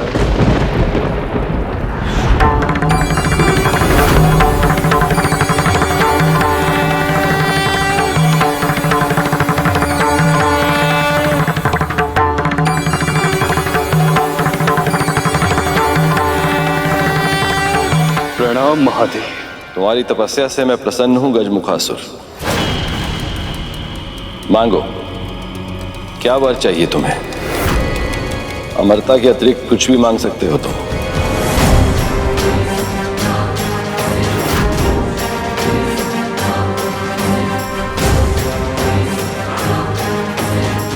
तो उचित है महादेव, मुझे वरदान दीजिए कि मेरी मृत्यु केवल उसी के हाथों हो पाए जिसका जन्म केवल और केवल माता से हुआ हो। ओम नमः नारायणाय। जिसके पिता ने स्वयं उसका शीश काटकर पुनः जोड़ा हो। ओम नमो नारायणाय। और जिसका तन तो सामान्य हो किंतु उसका शीश हाथी का हो।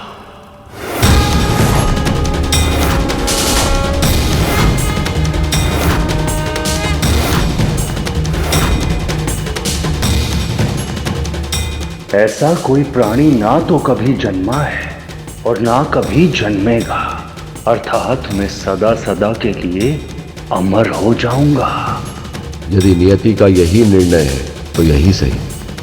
जो भी प्राणी जन्म लेता है उसका अंत भी निश्चित है, और गजमुखासुर के अंत को नियति ने उसको वरदान मिलने से पहले ही सुनिश्चित कर लिया था। ओम नमो नारायणाय। ये कैसी विचित्र मांग है गुरुदेव? ये वरदान मांगकर तो ससुर ने स्वयं को अमर करने का उपाय कर लिया था।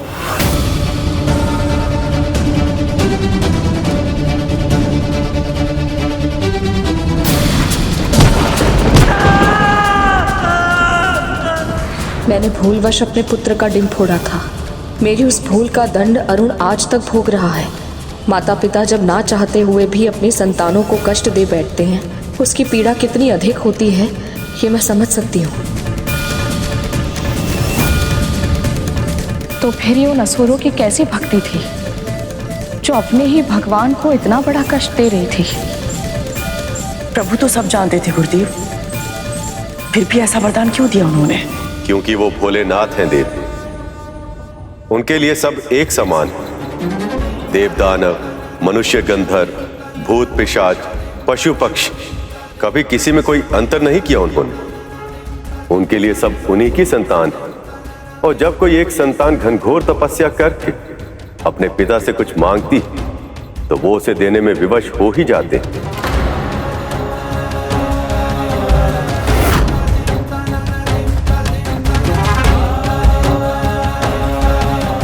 मौन क्यों है महादेव? वरदान दीजिए। तुम्हारी ये इच्छा उचित नहीं है गजमुखासुर।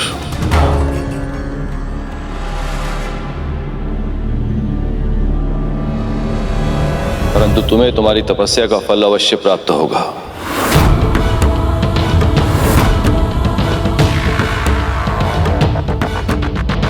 यदि यही तुम्हारी इच्छा है तो मैं इसे अवश्य पूर्ण करूंगा।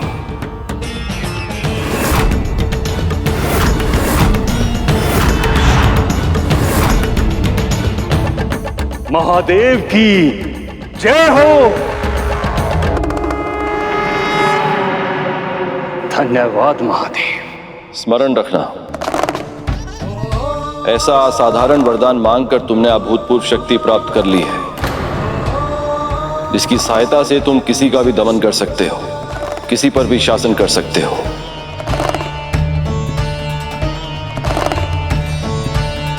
इस क्षमता का अर्थ यह नहीं कि तुम्हें ऐसा ही करना भी होगा।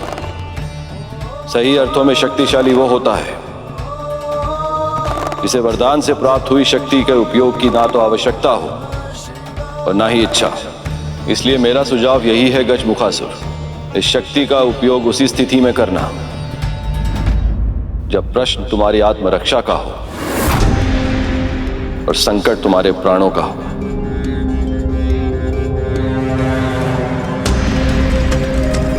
मैं स्मरण रखूंगा महादेव।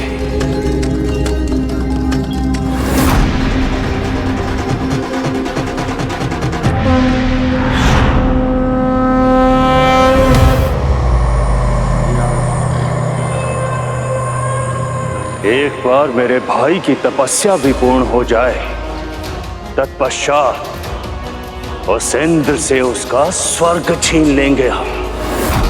ओम नमः शिवाय। गजमुखासुर और गजासुर, ओम नमः शिवाय। शासन करेंगे, स्वर्ग पर। ओम नमः शिवाय। ओम नमः शिवाय। ओम नमः शिवाय।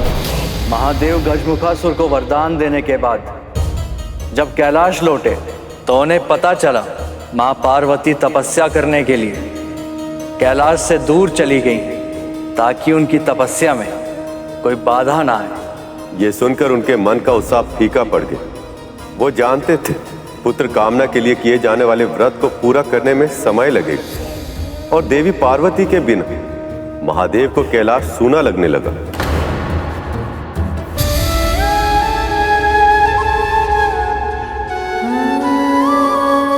मैं भैया विष्णु के अवतार कृष्ण जैसा ही एक बालक चाहती हूँ जिसे मैं गोद में खिला सकूं। तब तो आपको पुण्य व्रत रखना होगा देवी। जाने से पहले मैं आपसे मिल के गया था पार्वती। आप भी जाने से पूर्ण एक बार मिल तो लेती। ओम नमो नारायणाय।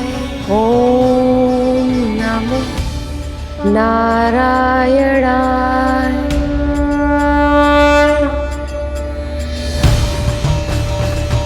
ओम नमो नारायणाय।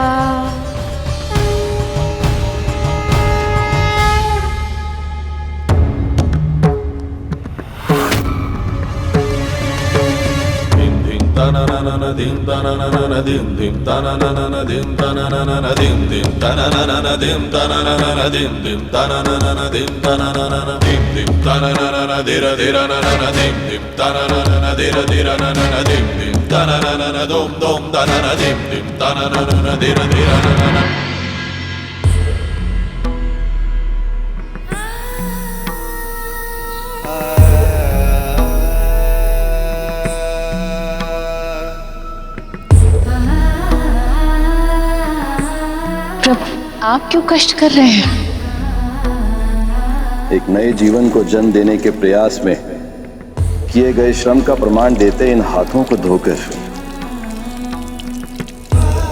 उस जल से प्रेम की गंगा बहाने में कैसा कष्ट प्रिय।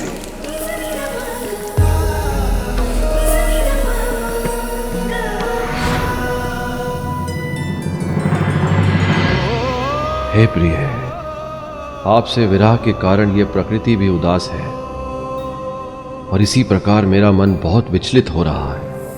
ओम नमो नारायणाय। ओम नमो नारायणाय।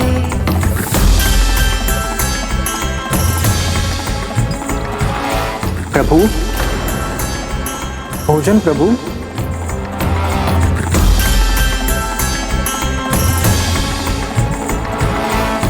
भूख नहीं है नंदी।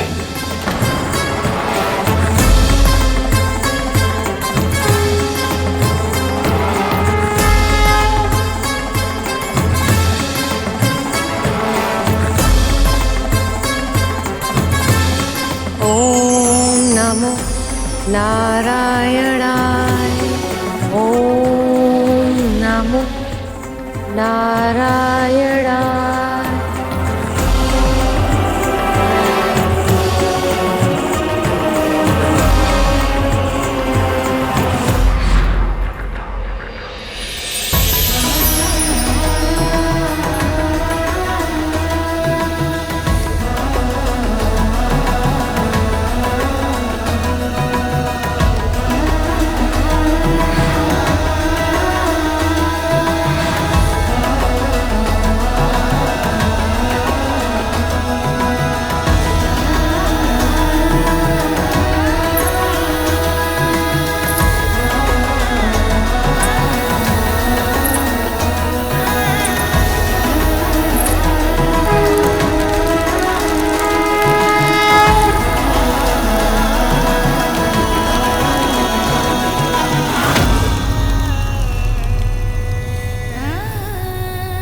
प्रिय, प्रिय, प्रिय, प्रिय।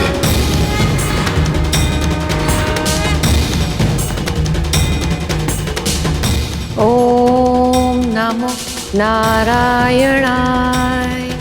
ओम नमो नारायणाय। ओम नमो नारायणाय। ओम नमो नारायणाय। ओम नमो नारायणाय। बहन पार्वती,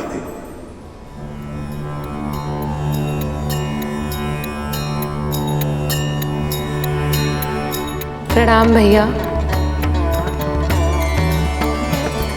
अपने व्रत को जिस निष्ठा और भक्ति से आपने पूर्ण किया, मैं उससे बहुत प्रसन्न हूं बहन। कहिए, आपको क्या वरदान चाहिए? मेरे मन की इच्छा तो आप अच्छी तरह से जानते हैं भैया।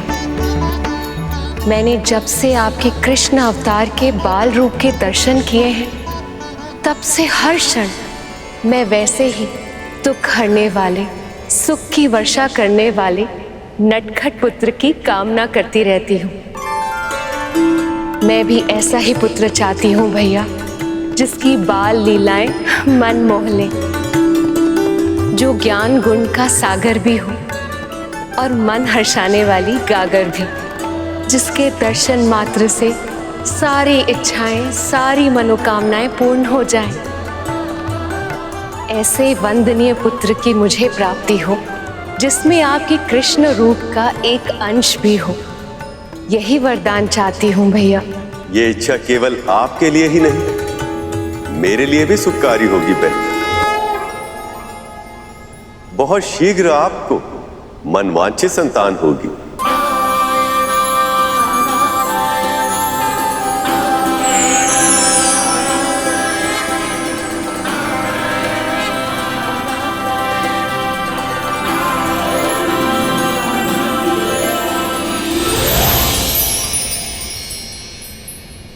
मेरा व्रत पूर्ण हुआ महादेव। अब हमें ऐसा पुत्र प्राप्त होगा जो हमारे जीवन को अंतहीन प्रसन्नता से भर देगा। मुझे आभास है प्रभु, मेरे बिना आपने इतने समय तक विरह के क्षण कैसे काटे होंगे, पर अब मैं आपके पास आ रही हूँ प्रभु। बहुत शीघ्र आपके दर्शन करूंगी मैं। पार्वती वापस आ रही। नंदी, सुना तुमने? आज बहुत समय बाद मैं इतना प्रसन्न हुआ हूं। देवी पार्वती कैलाश वापस आ रही। और यही नहीं, एक और शुभ समाचार भी है। देवी पार्वती का व्रत सफल हुआ। अब शीघ्र ही सखा विष्णु के काना अवतार जैसा एक बहुत ही नटखट, बहुत ही मनोहर शिशु कैलाश पर्वत पे भी खेलेगा। प्रभु, आपको बहुत बहुत बधाई। मुझे, इन सभी शिवगणों को, समस्त कैलाश को, समस्त विश्व को बहुत बहुत बधाई। मुझे स्मरण है प्रभु, जब मैंने श्री कृष्ण के बाल रूप के दर्शन किए थे, वो कितने मनमोहक लग रहे थे। मेरा तो मन था कि उन्हें अपनी पीठ पर बिठाकर पूरा दिन यहाँ से वहां घुमाता रहूं। और अब मैं बिल्कुल ऐसा ही करूंगा प्रभु। मैं उस नन्हे बालक के साथ बहुत खेलूंगा, उसके लिए गाना भी गाऊंगा, बिल्कुल ऐसे ही आनंद मग्न होके उसके साथ नृत्य भी करूंगा।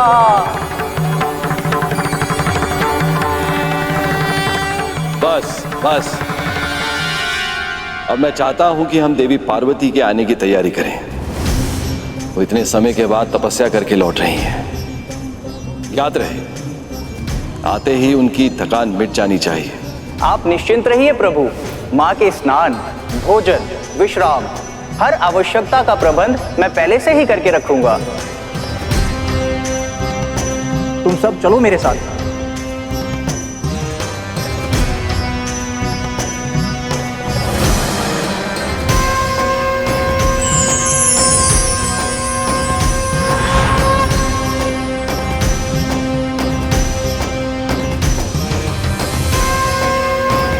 शीघ्र आइए पार्वती। प्रतीक्षा का एक एक क्षण और भी अधिक भारी लगने लगा। ओम नमः शिवाय। ओम नमः शिवाय। ओम नमः शिवाय।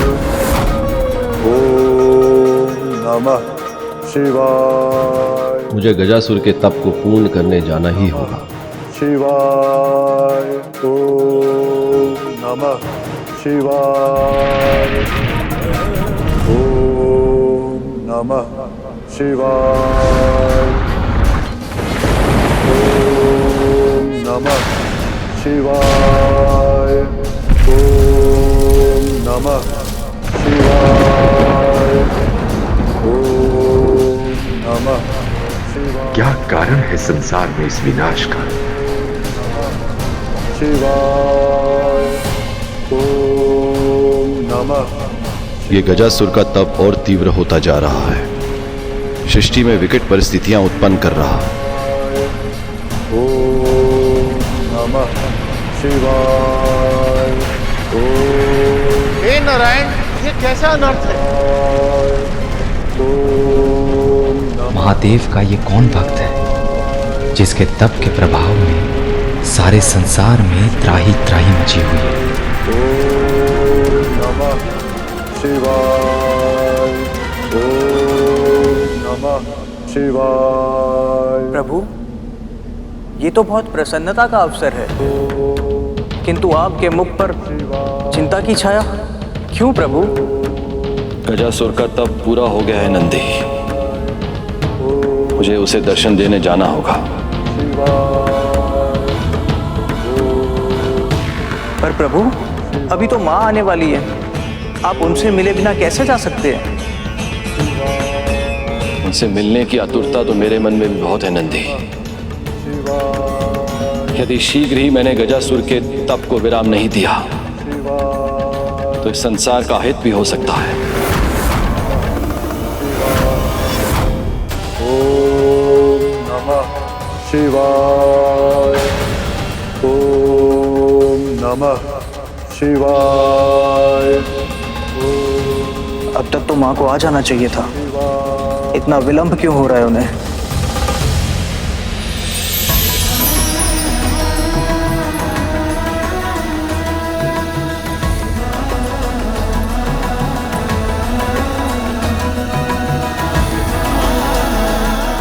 महादेव को ये फूल बहुत पसंद है, उनके लिए ले जाती हूँ।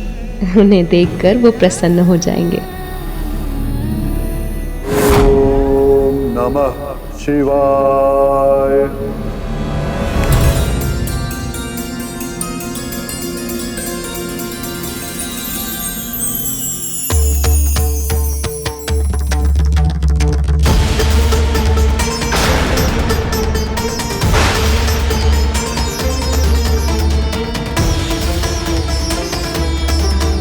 रक्तिम बादल, इसका अर्थ है मुझे शीघ्रता करनी होगी, अन्यथा पूरी सृष्टि विपदा में भी गिर सकती है। ओम नमः शिवाय। ओम नमः शिवाय।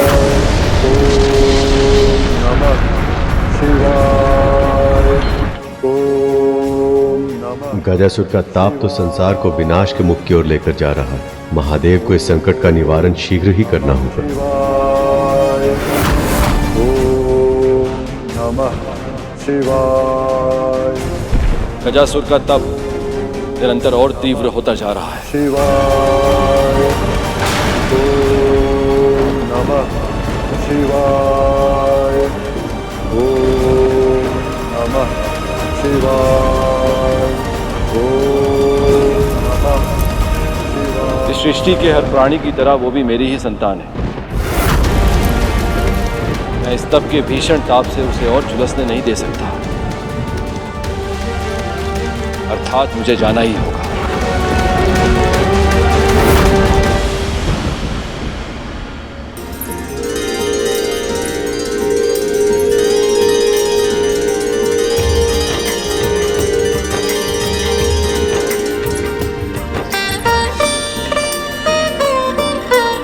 लंबे विरह के बाद होने वाले मिलन की प्रसन्नता से खिले ये फूल, प्रेम की कभी न समाप्त होने वाली आँच से जलते ये दीप, और यहाँ तक कि मेरे प्रिय भोजन की सुगंध, ये सब मुझे बता रहे हैं कि महादेव ने मेरे स्वागत की कितनी विशेष तैयारी की है। परंतु वो स्वयं कहाँ है? ओम नमः शिवाय, ओम नमः शिवाय, ओम नमः शिवाय।